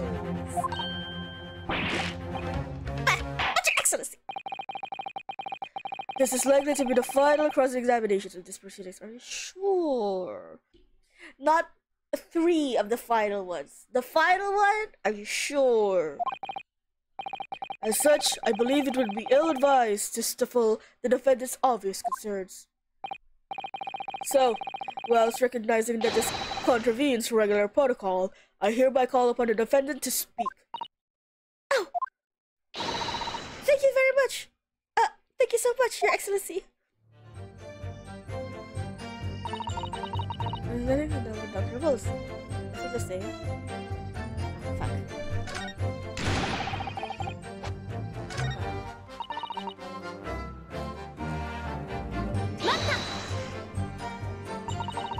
The stolen poison that killed the victim, you mean? I suspected her of being the one to steal it. I mean, just think about how she killed Dr. Wilson. That's true. Additionally, Miss Brett certainly had the knowledge of the new poison. But surely, it would be no easy task to steal a highly secret toxin being developed by the government. Indeed, all visitors into the laboratory are thoroughly searched when they leave. Even if the thief managed to avoid being seen by myself or our colleague, getting the poison out would be very difficult. That's true. I pestered Professor Mikatova until he agreed to show me the poison when I visited his laboratory. But as I left, I was searched from top to tail. Miss Brett rather bluntly revealed the existence of the toxin would be developing this year. And since Tosaki had expressed such an interest in it, I felt unable to refuse. Obviously, I gave nothing away, other than the fact that it was an extremely potent substance. I'm very ashamed of myself. It's just that I've had a singularly terrible experience with a deadly poison. I wanted to look at my old enemy in the eye. Surely he could understand that. Not really. To find out my suspicions were true, I confronted Miss Brett about the poison. I told her that if there was to be an incident involving it somehow, it would just be at the university. It wouldn't just be at the university. The military would be dragged into it. The whole government even. It would be a complete disaster. And how did Miss Brett respond to your concerns? She just curled those beautiful lips of hers and said she'd do a single thing about it. In English, actually. Ray, you're super gay. I love you. Ah, yes. Memo-san, one simple question, if you don't mind. I do mind. Can't you see I'm busy? Clearly, you were outside the beach hut listening whilst the defendant and Miss Brett were conversing. Presumably then, it was you who wrote this article about what you heard. Exclusive. Deadly poison stolen from Yume Medical Research Laboratory. The story was published in this morning's edition of Shoyu News. The details are too accurate for it to have been written by anyone else. Sorry, don't know what you're talking about. Yes, look at this! The entire article! It's almost what I said to Miss Brett! Word for word! Well, Memo-san?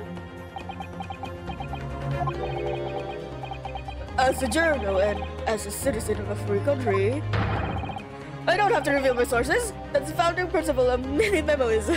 Literally. Source. Trust me, bro.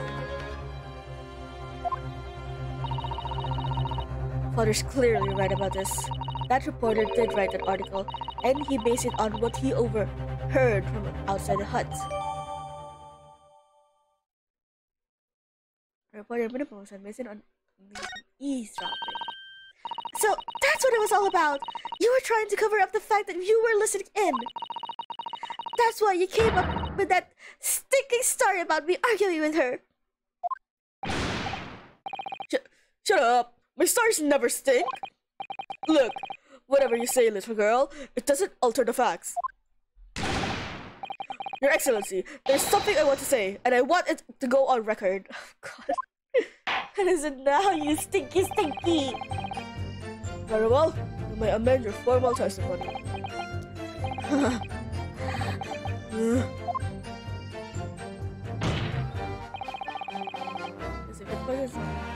Is that it? Is that what she needed to change? I think that's what it changed. Sorry about that. Also, now guys in the background, don't worry, he's fine.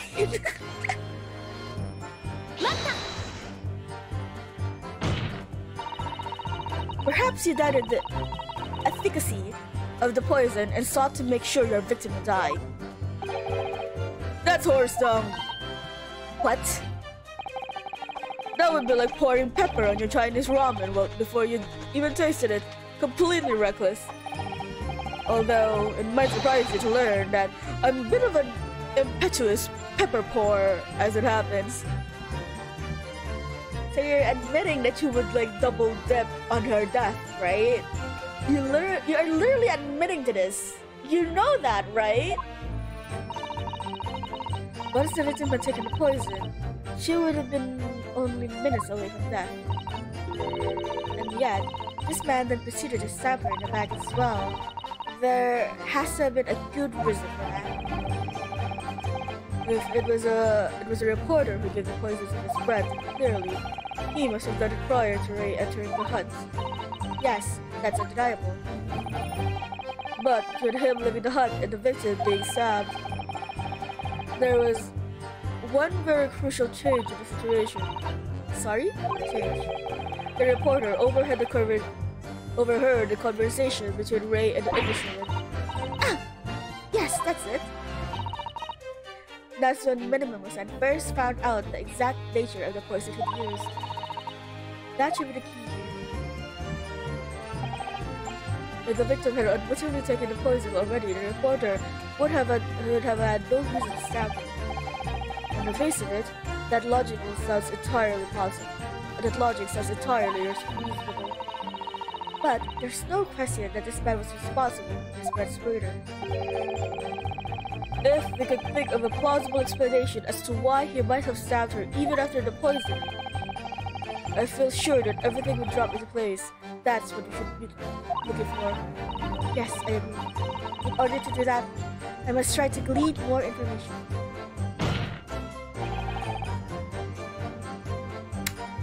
I'm a bit lost here what to do.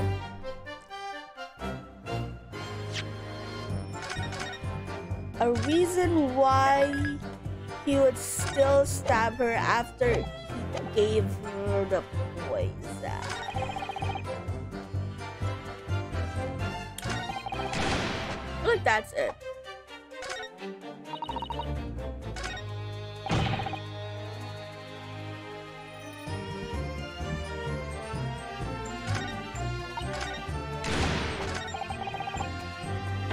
Wait. Can I use this?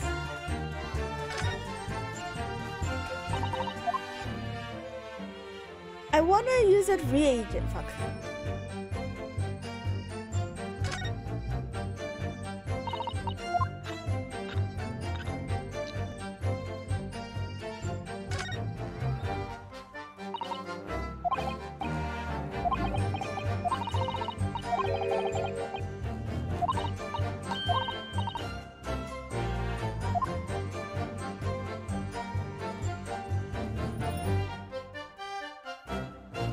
I still believe that the reason he was able to smuggle it out is because of the pen. Okay, so I need to logic here. They want me to find a reason why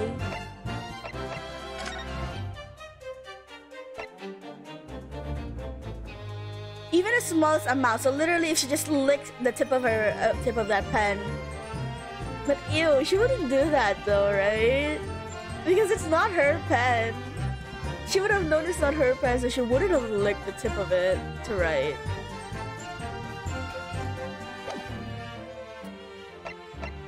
I feel like this is used for like the stain on his hand.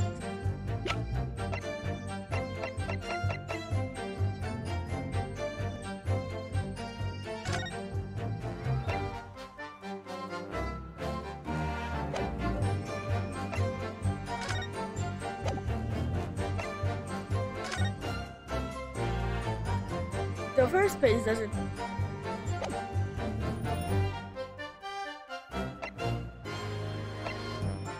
I feel like that's for late. What about the poison? Oh! That would be like too orchestrate. Was he like trying to orchestrate that picture so that he can have a scoop?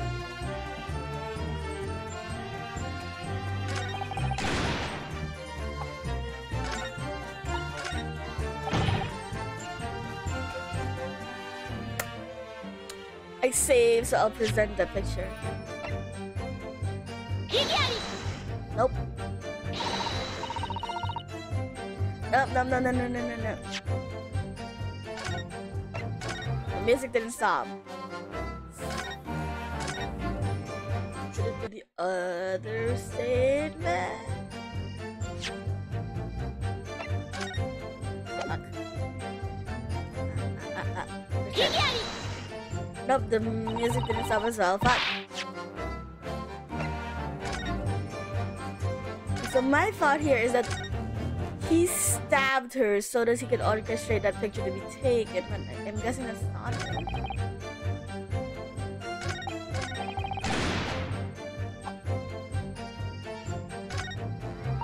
I feel like...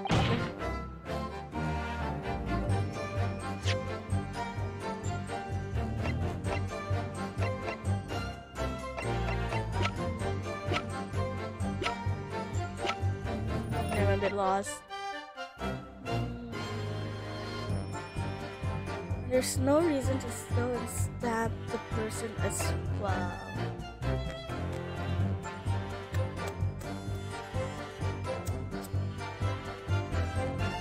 Don't tell me I have to present the knife.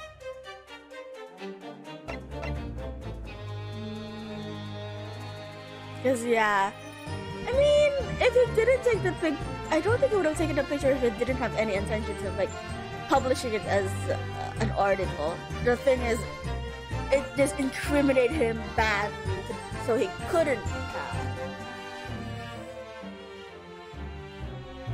stab the person.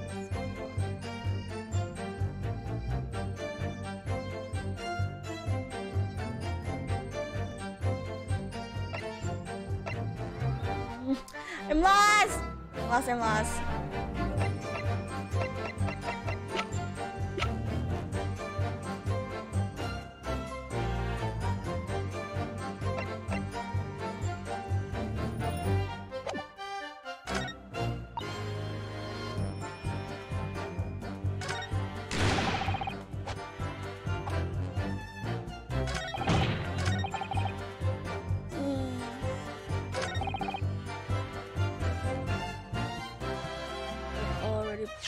Poison.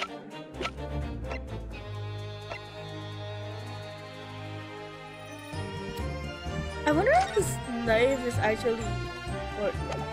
Because I feel like the information they gave on it was more like a flavor text.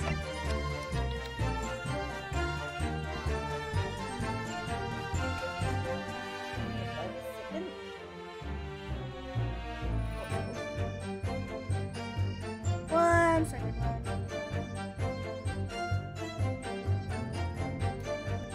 Why would I have bothered to stab a woman if I'd already poisoned her? And there was also... Wait.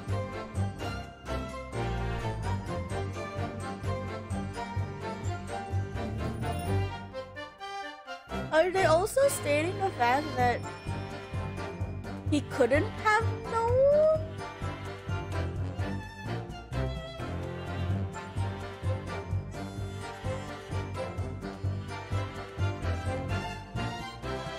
Because, yeah. Wait, no, he could have known. Wait, I'm confused. I thought that he wouldn't have known what the poison would do. Because he just, I guess, no, that doesn't make sense. Either. I'm genuinely lost. Wait a second. Yeah, try the logic again. He had to have known it was poison. Like, he didn't know the specifics of it.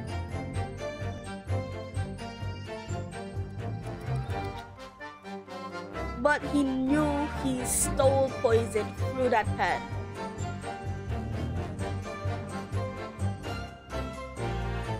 because of the fuss that Natsume said about it. Then, yeah, why would he stop?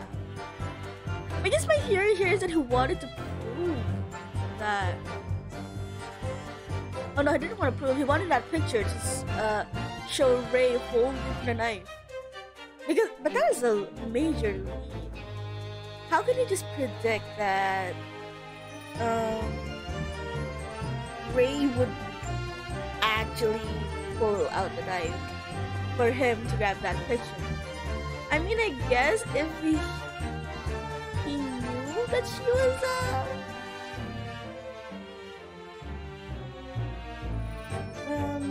she was like the, what do you call it? You know what? She was a medical student. She would know what the place is about, and she would try to pull it out. Because yeah, that's the only thing that makes sense at the moment. There's no way he doesn't know about it. Is my brain hurty. And I've already pressed everything.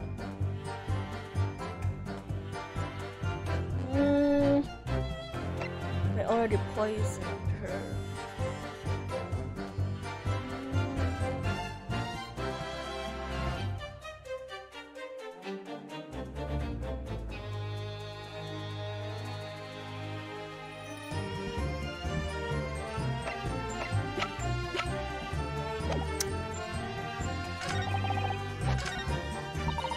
Oh yeah, didn't we get like the... Just updated.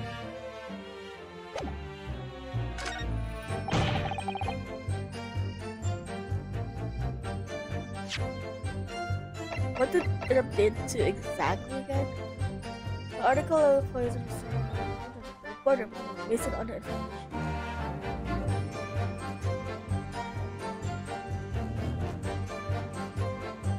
It doesn't make no sense though.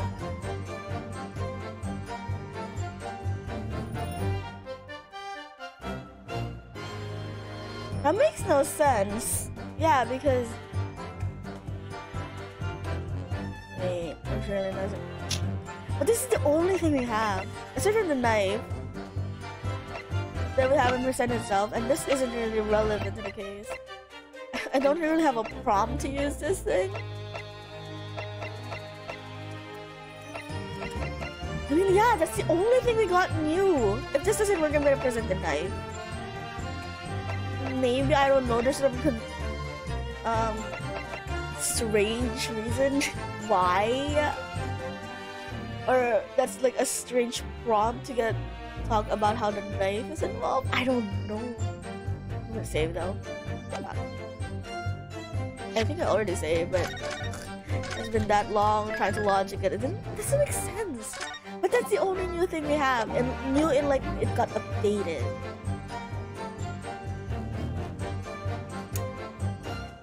Okay, better yet than nothing. I haven't done anything in a long few minutes. The music stopped. What? What logic are they following here? That escaped me entirely. What? Well, I could have one reason. What? But before I explain, I'd like you to confirm something for the court. Did you glean all the information for this newspaper article from what you overheard outside of the hut? Of course you did! There could be no question of it. Thank you, Sasaki-san. After all, when we were all in the laboratory together, we all were told it was just a terrible toxin. And there is one more important fact to consider. According to the witness, Memami-san's verbal attack against the victim began as soon as she entered the hut. In other words, it would have been impossible for her to have slipped the poison into Miss Brett's drink. Oh, did you say that? I completely missed that. That's a thing I missed, I guess. What are you going with? What are you doing with this? What are you going with this, cow? So, that really turned my brain inside out. Many Memo-san has made it quite clear that he observed every single thing that happened in the beach hut, yes. If the defendant had somehow found an opportunity, this man would have seen it. Which means that Miss Brett couldn't have embedded the poison whilst the defendant was present. In fact, it must have been administered to her before Memba-san entered the hut.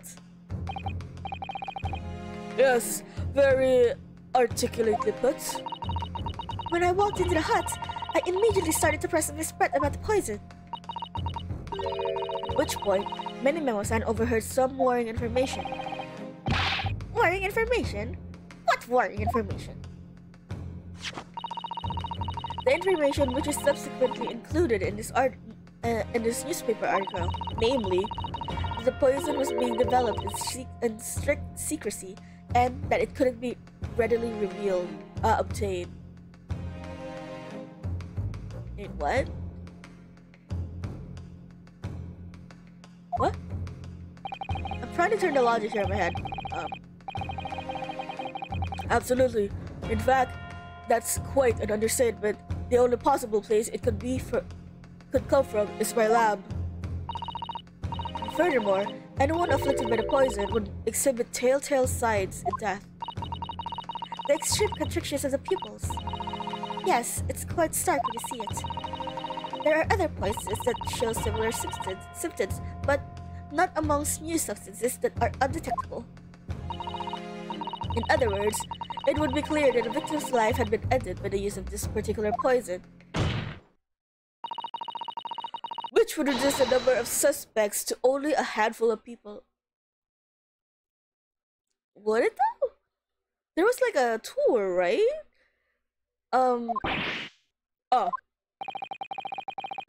Everyone in my laboratory is aware of the unique properties of the toxin we've been developing. None of them would be foolish enough to attempt to use it for some nefarious deed. That's your word against theirs. Memba-san being no exception. Therefore, we can conclude that whoever administered this unique poison to the victim was a layperson, unaware of its telltale properties. In other words, someone like you, right and Many Memo? Yeah! I'm not sure how I feel about this at the moment. Let's continue. I'll save my thoughts for later. It was you who stole the poison from the laboratory that day. And it was you who administered it to the unwitting victim. But you quickly realized that that was a terrible mistake. Because the poison caused such unusual symptoms and was so traceable. And you listened in from the far side of the beach hut's thin walls. You learned of these facts. But you've already given the victim the poison. At that point, it was too late. So, you hatched a plan to disguise your mistakes. A plan that involved stabbing the victim in the back through the reed screw. But what good could that possibly do? Isn't it obvious, Counsel? The plan was to kill Miss Brett before the poison could take effect. Once in the blood, the poison causes the onset of the pupil constriction. But he had hoped to precipitate the victim's death before that would happen, hadn't he? Exactly.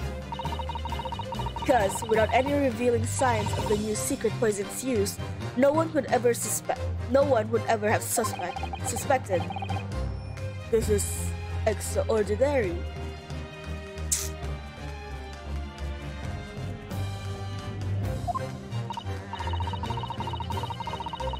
Yes, the effects of the poison meant it would be too easily identified, so the killer had to master its use, which he attempted to do by plunging the knife into the middle of the victim's back.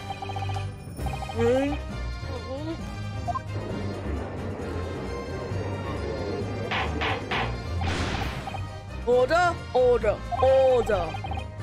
The argument presented is sound. The court is satisfied with its warrant consideration.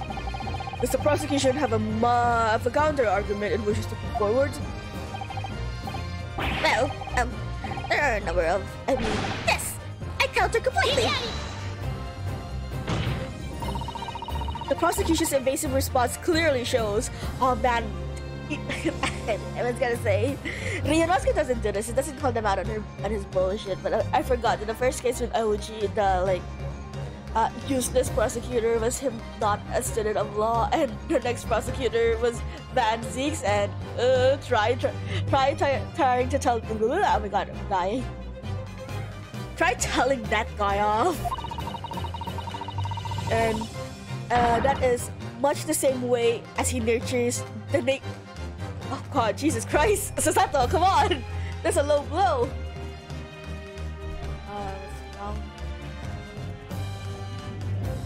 That is much the same way as he nurtures the remnants of his top knot. He is clinging to lost hope. Oh my god, Sasato! Brutal! Lost hope?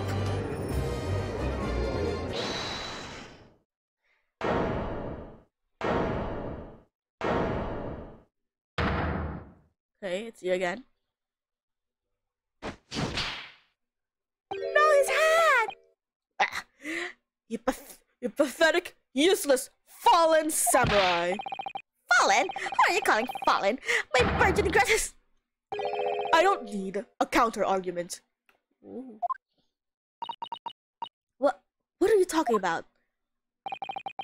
It should be blatantly obvious.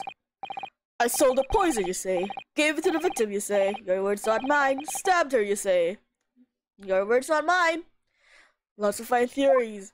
But I don't need a counter-argument because you don't have an argument yourself. Where's your evidence? Yes, you make it all sound so plausible, don't you? But without evidence, it means nothing. Whereas I base my views on facts. Facts? What do you mean? Explain yourself. I mean, what the professor said earlier in this trial. It's all there, in my many memos. Every word, every slip of the tongue, all noted. It's what the show you use is famous for. It's the power of the printed word. But surely, it would be no easy task to steal a highly secret toxin being developed for the government. Indeed, all visitors to the laboratory are thoroughly searched when they leave. Even if we manage to avoid being seen by myself or a colleague, getting the poison out would be very difficult. How's that then? Below that story wide open? See? I, Wrighton Minimal, a mere reporter for the show from the show you use, couldn't possibly have stolen that poison from the professor's laboratory. Are we finally gonna bring out the pen?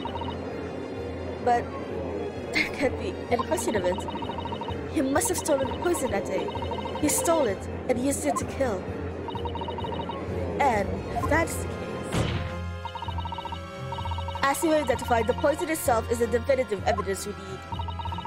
Because whoever stole it from the laboratory that day is a true culprit here.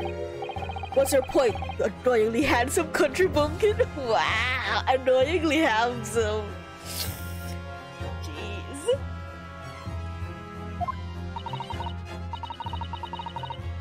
My point is, there is one way that you, Minimum was that. Sasato's just taking this compliment in stride. I would like flesh red if someone called me that. Could have stolen the poison that day.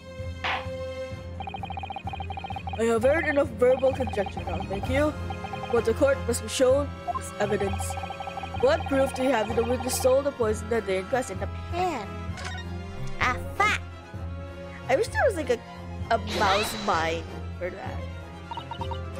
The proof, Your Excellency, is this fountain pen. The fountain pen? How can that possibly be relevant? These magical pens somehow seem to have enough ink to write many thousands of kanji characters. I believe they arrived in our country for the first time some 15 years ago. I swear by a weasel hair calligraphy brush and nothing else. These newfangled pens were merely a fad. Well, as a forward-thinking man of words, obviously I love my fountain pens. Suck up this What? What the hell is that word? Is that something on my screen or is that an actual accent on a letter? some kind of sumptuous ink, and one's word is awash with words in a blink of an eye. That's right. Fountain pens have a small reservoir in the barrel, into which ink is sucked up from the nib of the pen and in order to write on later. What does all this thing about tucking ink have? And just as it's possible to suck ink up into the reservoir, it's also possible to inject it through the nib again, of course. My word! Can this really be? Well, Minimemo-san?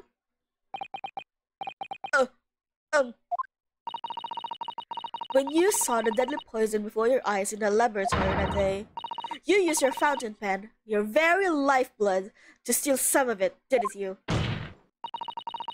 By siphoning the poison out from the nib and into the pen's reservoir. Gah! Oh, it doesn't have a handout, this kind of thing. What absurdity! What? That never happened! True. We've heard that there were procedures in place to prevent thefts like this from the laboratory. But anyone would have thought to look inside would anyone have thought to look inside a fountain pen of all places? No, I'm a little ashamed to say that for fear of offending our guests, such a detailed search would not have been conducted. Well, this is quite startling, I must say. I remind the court that this pen was found in the clutches of the victim when she died. In other words, it was dropped at the scene by Minimemo-san. So, the crucial question is, when exactly was the pen dropped? Are you suggesting?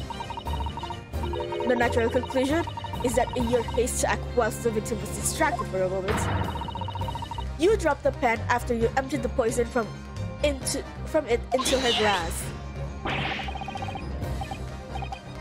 There could be any number of alternative explanations. For example, the witness could have been using his pen to write down details of his conversation with the victim. And when shocked by one of her outrageous answers, the pen fell from his quivering hand. Oh, she also said one thing. No, that can't be. If it was, how do you explain why the pen was devoid of ink? What? As you can see for yourself if you examine the evidence, there would appear to be no ink present in the reservoir. What newspaper reporter goes out to interview someone with nothing in his pen? No, the pen was dropped after the poison that filled its reservoir had been emptied into the victim's glass.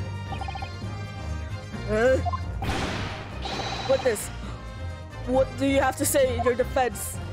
I think it is a defense attorney's what? So, this is how our modern justice system works, is it? So, what if the ink in my pen runs dry? So what if my pencil snaps? I can claw my way back into the game. I have plenty in reserve. Oh, Jesus Christ. That is a sprite.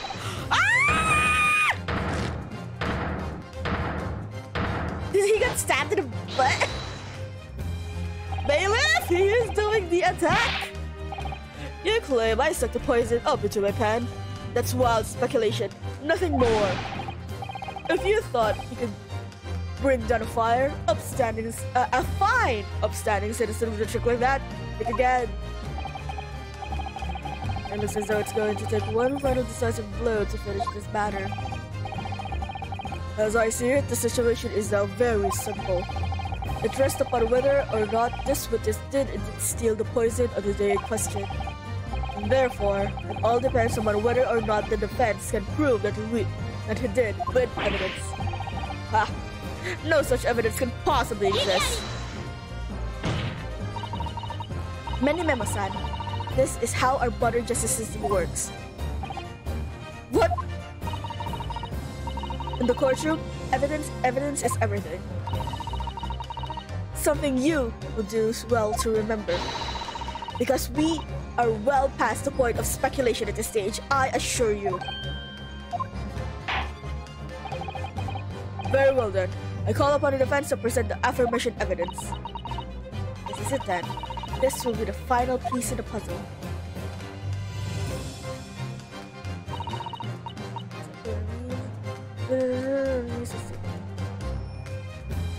I'm gonna say, I'm assuming it's the bottle of the reagent.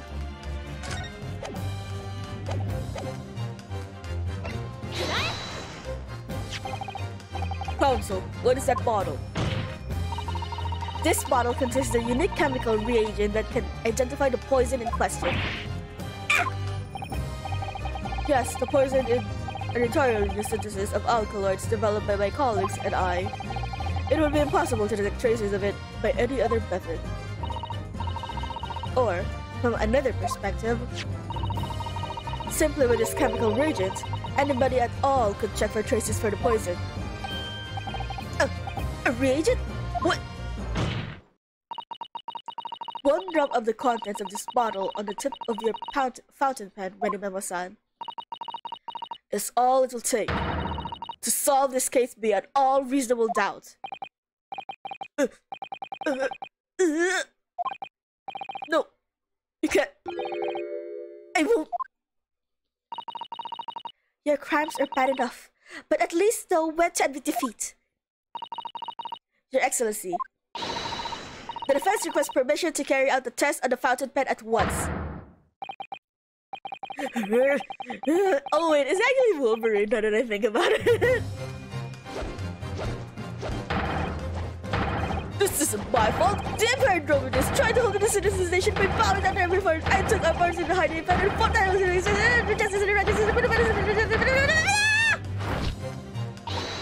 Kick his ass! Kick his ass! Kick his ass! Kick his ass! Oh my god!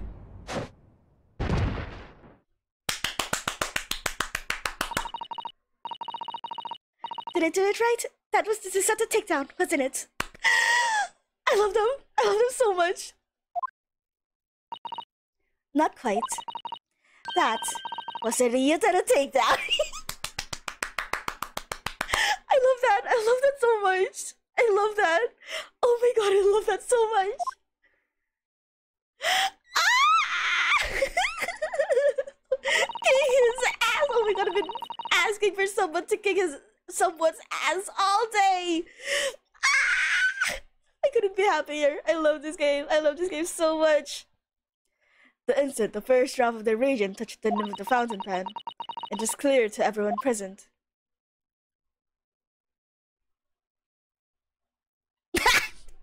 Well, you get bruh. When I was there at the lab, the poison, the devil got hold of me and I decided to do it on a whim. I excused myself and emptied all the ink down the sink in the bathroom, washing the reservoir out carefully. And then you waited for the opportunity to suck up some of the poison, didn't you? I love that so much. I'm not over it. I love them. The title is accurate. Let's go, lesbians. Let's go. Into your fountain pen. Yes, that's right. Answer me one thing, Menimemo-san. Why did you steal it? For what purpose? Isn't it obvious? To find out what it was made of and expose it in an article. I mean, it was a secret project after all. Too juicy for a journal like me to pass up. Then why did the English woman end up dead? I went into that hut intending to quiz her on her situation, that's all, as a reporter. A known killer, enjoying full freedom, evading justice by leaving the country. I told her what I thought about it. Then she just laughed at my face. Oh, wow. Oh, what's this? A Far Eastern caveman purporting to practice journalism? Really? You must learn the difference between reporting and listening at doorways, you ignorant plebeian. What did you call me? this country, with its pre- pretensions of a justice system, to a free press, it's really very depressing. You see your superior ways in the West, yet you lack the mental capacity to emulate them. Get out of here, you oaf. Get out and crawl back into the cave you came from.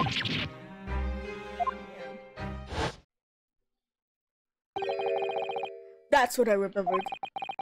About the deadly poison I happened to have in my pen at the time.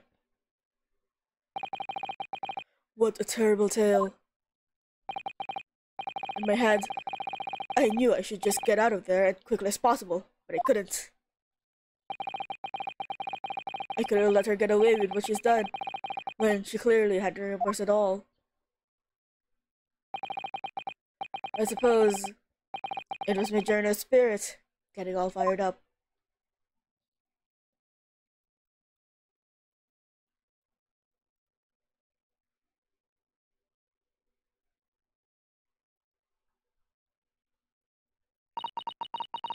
I'd like to ask you something.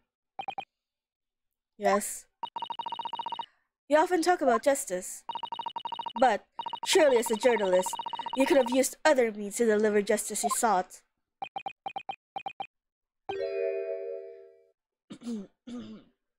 there's no justice in the press. Sorry?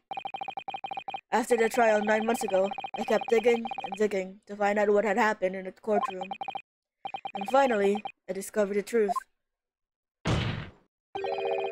It was a cover-up. That's what it was. A cover-up? What do you mean?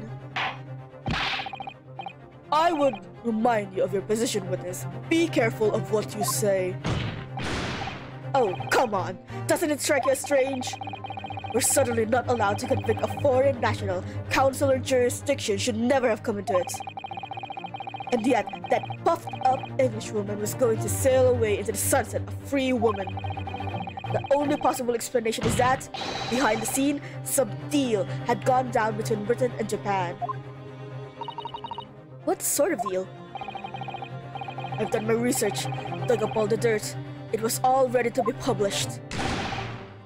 But you know what happened? The editor just tore the article up. He came under pressure from the government, you mean? If our government is going to let criminals walk free, if they're going to crush the free press, then what choice do I have but to see the justice is done myself? Let's not forget, Manimemo-san, that you committed murder yourself, and you tried to lay the blame on the defendant's door. I'm sorry, but you're no better than Giselle Brett. What? Yeah. Truth is, you have no right to talk about justice at all.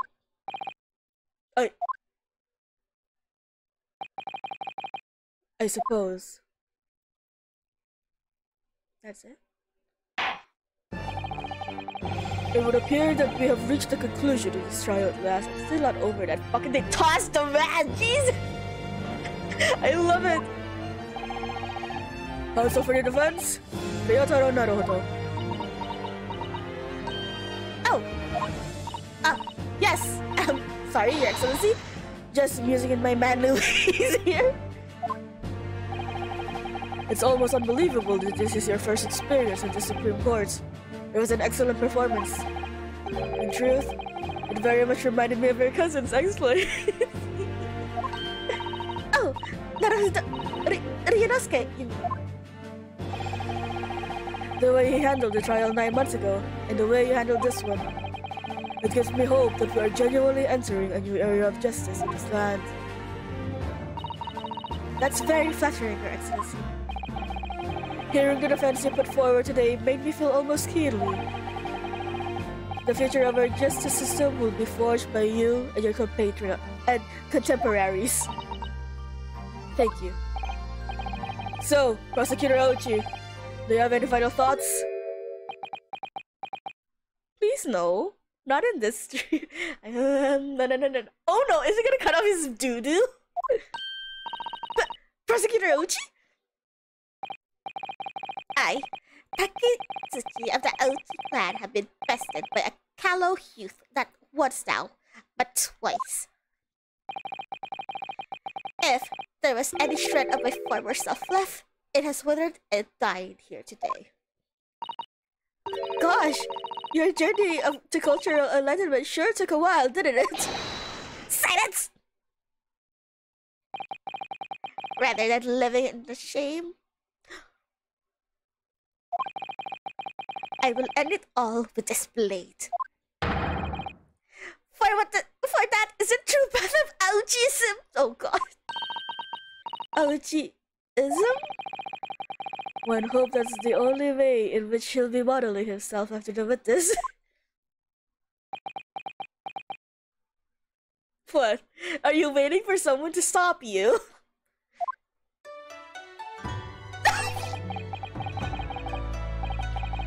Spring number top knot. The time is right for farewell. Hope is lost forever. Like it's Do not do Kazuma's theme like this dirty. Do not play it for this scene.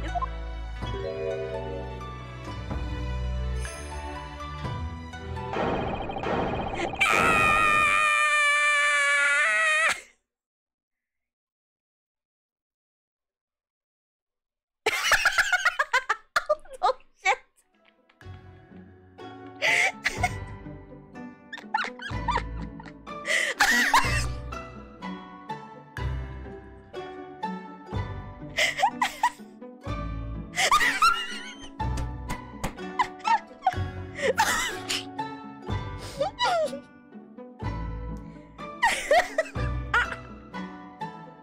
Pray for the dearly deceased. Oh, okay, she didn't give a shit. Okay, moving on. Shit, I did a drink after that. Wait a second.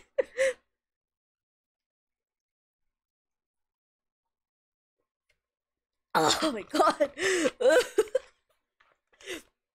Now, in regards to the defendant, Rei Membami-san. Yes, Your Excellency? I have reached my final verdict. I hereby find you Hot Milky.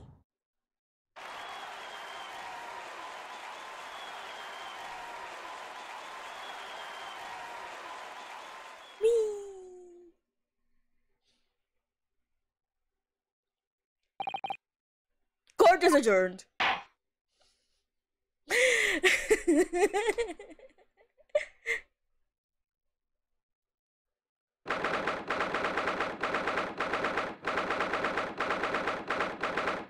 Sorry, I'm noticing my tracking is doing some weird shit. I think it's because I fucking lost my shit. It's over. My heart is still pounding in my chest though. It's all I can do. It's all I can do just to stay standing. Yes, that is definitely what he was wearing, along with his little mouse. Lawyers have such a great responsibility, such a great burden to bear. Don't they, Naruhodo-san? The fucking...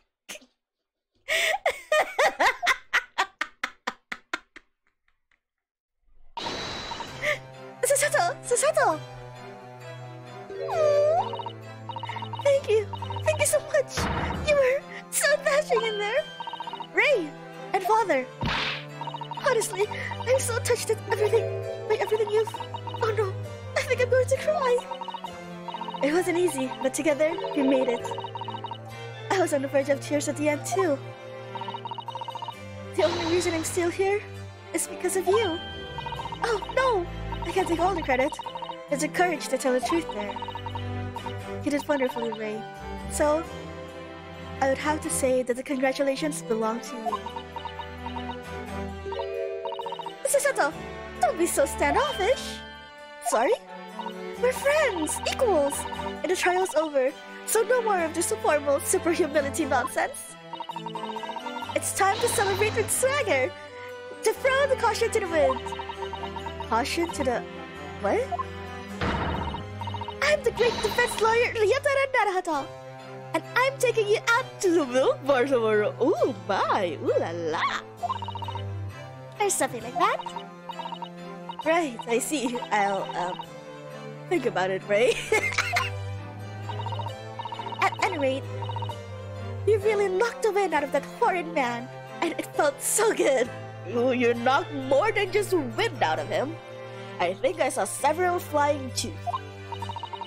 Yes, It was satisfying. Can this be the new thing about this game? Can they all just fucking beat the shit out of the lying witnesses that we clearly know are the culprits? it really was. Isn't there anybody else who They can probably get a Ray. That's my dad. I hope you're not looking at me, Ray. Oh my goodness, no, of course not. Of course not. Ah, there it is at last. Ray's lovely smile. It is indeed lovely. You fought for your friend to the very last. As your father, I'm extremely proud of you. Defense attorney, Ryotaro Naruhodo. Thank you, but I couldn't have done it without your help. Anyway, it's time to bid farewell to Ryotaro, I think. No! Please, keep him on!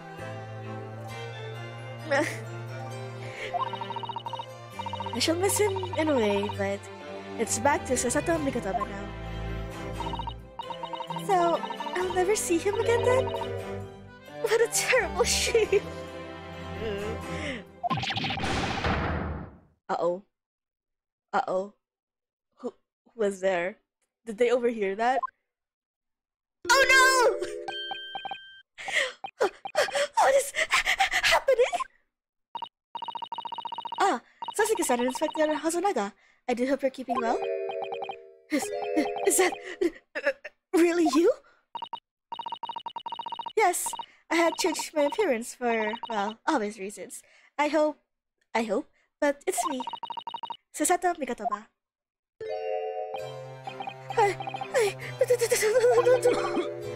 So touching! I love it. Everyone thinks she is hot. Oh my god. I love it. No! Did everyone have a mad crush on him? Doubly dashing, yes, and devilishly divine. Just look at you. Everyone had the hots for Ryotaro. Holy shit. I had no idea. Mr. Sato-san, Esquire Rest, that you were a locum student Naruhodo-san Esquire's cousin. Astonishing, astounding, ace, Attorney! Title drop. Boom! Poor Sasuke-san. So confused. I still remember the first time I met him. He was in a prison cell in London. What an extraordinary conundrum it was that the unwitting student from Japan found himself embroiled in. But after Naruhodo-san's skillful defense at the Old Bailey, Sasuke-san was free to return to Japan. And now he seems to have earned himself great fame as an author. I'm stunned. That's truly a impressive disguise. Even I had no idea. And I'm Chief Inspector of the Police Bureau. Who came up with Mr. Colonel Notice? I'm not sure you should be admitting that. No, let him be. It's wonderful.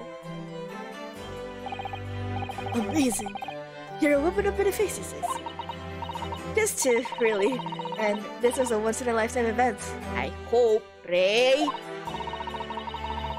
Oh, I'm not a patch on you though, Inspector. Oh, I'm a professional, of course. I do worry about Inspector Hazunaga sometimes. I really do. 9 months ago, when he appeared here at the Supreme Court to testify, he was undercover, disguised as the head waiter at the restaurant. Oh. And then on a steamship to Great Britain, of course, disguised as a sailor to keep us safe on the journey.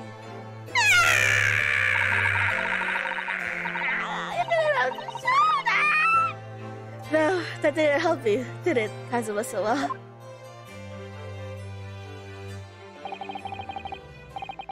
From my perspective, I have to admit that I have mixed feelings about all this. I mean, now that the truth has been lost forever. What do you mean? I'm talking about the murder that the English woman committed the end of last year. Ah, yes. It was an English doctor she killed, as I understand it. Dr. John H. Wilson, yes, the man I invited to Japan personally. The mystery is, why did she kill him? And now that the culprit herself is dead, we'll probably never know the answer. On the voyage to Great Britain, we had a most unexpected encounter with Mr. Sherlock Holmes, the great detective, I mean. Yes, I remember Mr. Holmes well, of course. Ah, my arch nemesis. How lightly you utter his name. Well, this is not the voice for this at all! Well, according to the stories published about him in The Adventures of Sherlock Holmes, the detective once had a partner who helped him solve crimes. A best friend. Oh god, Ray, I'm telling you, your days are numbered. You are a best friend. Like, do you know how many best friends are dead in this series? And that man was an exceptional doctor of medicine by the name of John H. Wilson. What? Dr. Wilson? I just can't believe that it's a coincidence. I think that the English doctor of medicine killed here in Japan by Elizabeth must have been the friend and partner of Mr. Holmes. And if that's really true, No, Iris! then the poor girl won't ever see her beloved father again.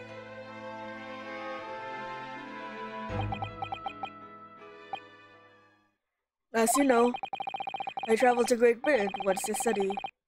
It was around the time you were born. Yes, grandmother told me about it. On returning to Japan, I took up my professorship at the Imperial Jubei University. But I also serve another role, as an advisor to the government on diplomatic affairs.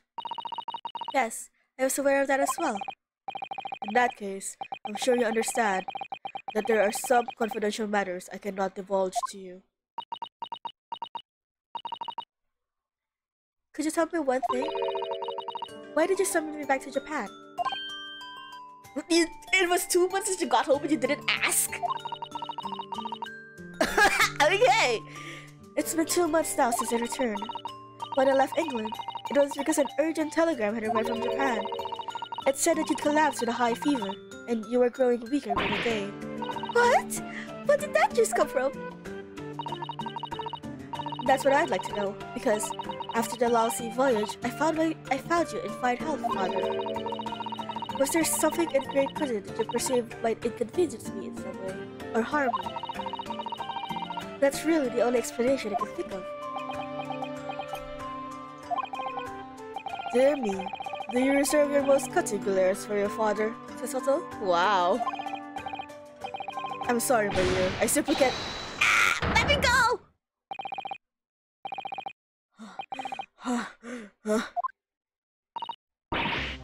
Minimemo-san.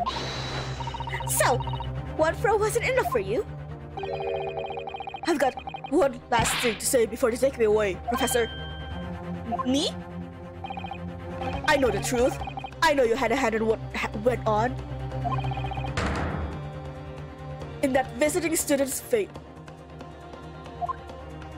Huh? Visiting student? Giselle Brent, you mean? No, not her!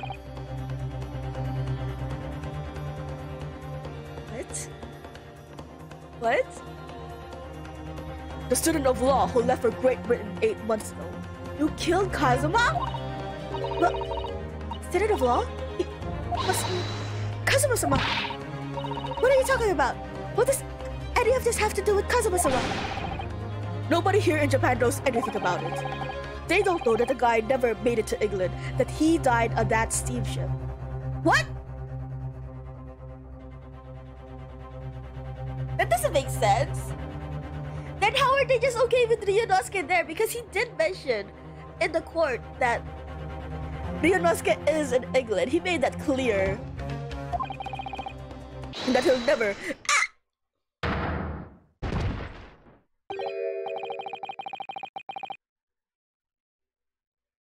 my god. Holy shit. Oh god. I fucking knew the judge could kill me with his own bare hands and in the fucking gallows. Well, I didn't expect to find him here. God, why is everyone hiding that shit from me? What were you officers playing at? Terribly sorry, Excellency. Jesus, he looks different when he's not in this judge's seat. I was coming to tell you that the rich has arrived, Eugene, and it's a good job I came by. Yes, thank you for dealing with him, and I'll be there shortly. Oh, Your Excellency. The trial's over. I'm not your Excellency anymore, merely your father's friend. Seishiro Jigoku. Oh, So that's his name.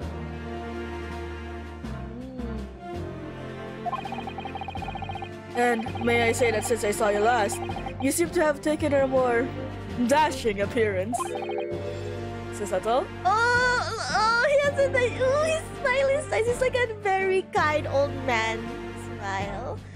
Oh, did you know all along from the start of the trial? The judge sees everything, Susato. I couldn't let you take the risk. If Seishiro here hadn't known and then didn't recognize you. So I had a word in his ear beforehand. He's an old friend. So, Seishiro, shall we? Yes. Having ruled on that case, we now have various diplomatic issues to address. Before you go, Father. Sorry, my dear. We shall have to return to our earlier conversation at a later date. But well done again, both of you. You did admirably. So no one knows he's dead. That is so fucked up.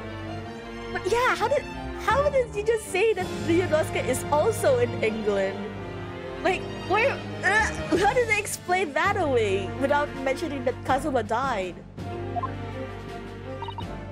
Oh, thank you very much. What did you think of my Seishiro sling, eh? It's been a while since I sent a man flying like that. Oh my god, were you the one? Oh my god, it'd be so cute if you were the one who taught Susato her martial arts, but he didn't recognize you because of your get up. This is so... Aww, I love the personalities here. Whatever could Father be hiding from me? About Giselle Brett? About Dr. Wilson? And now, it seems, according to the reporter, about Kazuma-sama. I'm going to have to bring this up with Father sometime, when nobody else is around. Hi, you're still here. Judicial Assistant because Tomasada Esquires. Can I have a word with you? Oh, yes, of course, Sasuke-san. What is it? I think perhaps it could be fate that we're meeting again, like this now. You see, there's something I need to tell you. What is it now? Oh? I believe that it may be related to the reason why your father summoned you back from England. This I have to hear. Please, Sasuke-san, tell me at once.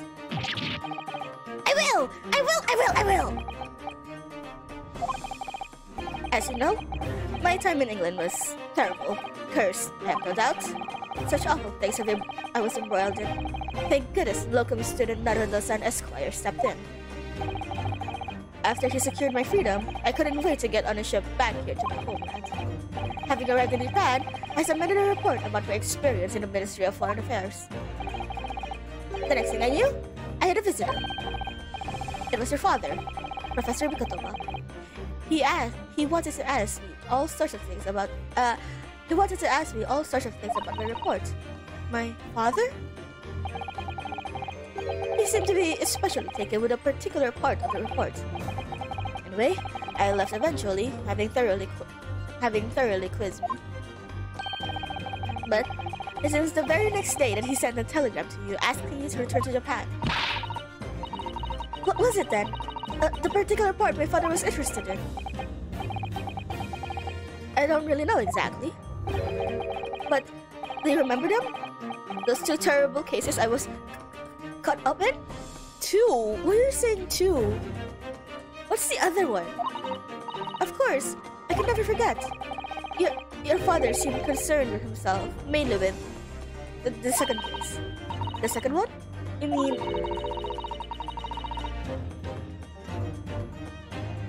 What? What? The one Mr. Schultz forbade any of us to talk about in public? Oh. Which is why the only case involving you that any members of the public are aware of is the first one. What? Well, I don't care. I don't have to listen to what that dastardly detective says. Anyway, point is, it seems that case somehow holds the key to all these curious and unanswered questions. That horrific, hideous, heinous case. The case of the haunted lodgings.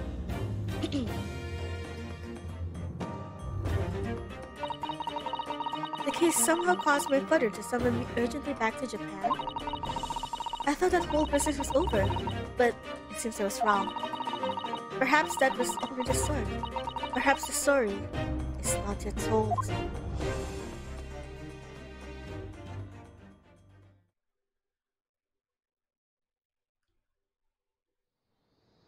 Ooh, cutscene. こうしてかの英国留学生の事件は決着がついたのでございます。大死院に立ってほんの少し分かったような気がいたしました。なるほど様が異国の法廷で何に立ち向かっているのかを。Are you talking to the great Naruhodo now? 今日はもう一つお知らせしたいことがあって筆を取りました。夏目漱石様がおっしゃった2つ目の事件。父は何も語りませんが、あの事件にはどうやら大きな謎を解く重要な鍵が眠っているようでございます。あの事件の記録はお部屋の棚の左隅に残しておきました。よろしければ振り返ってみてはいかがでしょうか。日本はいよいよ夏の盛り、今日も抜けるような青空でございます。なるほど様、もう一度お会いしたく存じます。すさと。 Oh, okay, it was a letter. Was she talking to the grave, but addressing Naruhodo? Is Naruhodo dead? What the fuck? Hi, Isle. Unfortunately, this is the end of the stream. You're a tad bit late, I'm sorry to say. The music is so different, but like in the slightest of ways. Just enough to like mess you up. The Memoirs of the Clouded Kokoro. Oh, I'm Sherlock here now. Yeah, I'm sorry, Isle. It's been 3 hours. That was the end of the case. That was the end of the first case. Now, I must say, after I was gonna talk a little bit about the case because there was something that bothered me there. There was like a very what do I call it? Unclear line of thought they wanted me to progress. Okay, have a good night, Isle. You as well. Have a safe trip home. Like, I don't know if I was just being dumb. Or morning. It is exactly 3 a.m. So I say the night is still young. Like, I really don't know how they did that. Like, how they expected me to get that. Like, I'm trying to turn all over all the rules and all of the motives. And I'm trying to also they eventually got to it, but I'm also trying to make sense of all of the clues and like evidence they had, and for me to get to the point they wanted to make. and none of it made sense. Like, even at the beginning of the statement, it didn't really look like it was wrapping up to make that point. But otherwise, I feel like this is better. This is nice. Ah. I mean, it's an ace attorney, an ace attorney thing. I wa- I'm not like expecting the highest realm of believability to their cases, especially when a guy just straight up said, "Yes, I stabbed her in the back, but I'm not the killer," which is I don't know, man. That case was weird.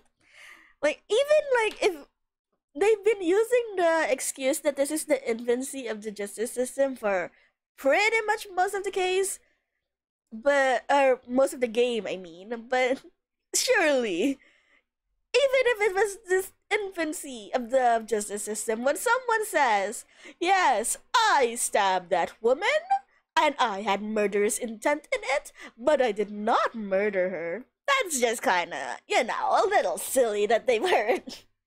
Like, yes, of course, inevitably, they're kind of self aware. They know that this stupid asshole is basically incriminating himself, and in the end, he is like the true culprit. We kind of know that. That's the thing with like ace attorney cases. You already know who the culprit is before you like deliver the decisive blow. And it's just maybe a little too self aware in that regard. Yeah, okay. Those are just my problems. Just those two things now. They kind of niggled me a little bit. They kind of bothered me a tiny, tiny bit. So I want to like draw some part of that. But overall, it was really fucking fun, especially that end. Holy shit. The title was so accurate. I'm so glad I made this my title. It was definitely a "let's go lesbians, let's go" moment. And again, I'm glad that I did manage to finish this in 2 streams, and I like to believe that the second case is also fairly short because, from my understanding, we're going back to Britain and we're gonna be reintroduced to like Sherlock and his dance of deduction thing and investigation. I don't know if there's going to be a trial or it's just like the steamship in game 1 where it's all investigations. But yeah, I have a feeling it would also take 2 streams maybe, so that fits with the schedule of I did 1 extra fun stream and then two streams for the first 2 cases, because oh my god, people keep like scaring me. Like, they aren't purposely scaring me, but they're hyping up the third case. They're saying that I'm going to cry and I'm going to bawl and I'm going to lose my shit.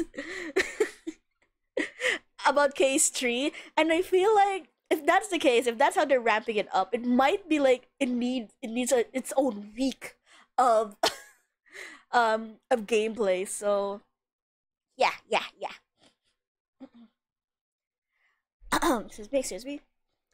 Yeah, that's my plans for now. I hope it works out, but we'll see. We'll see in the future.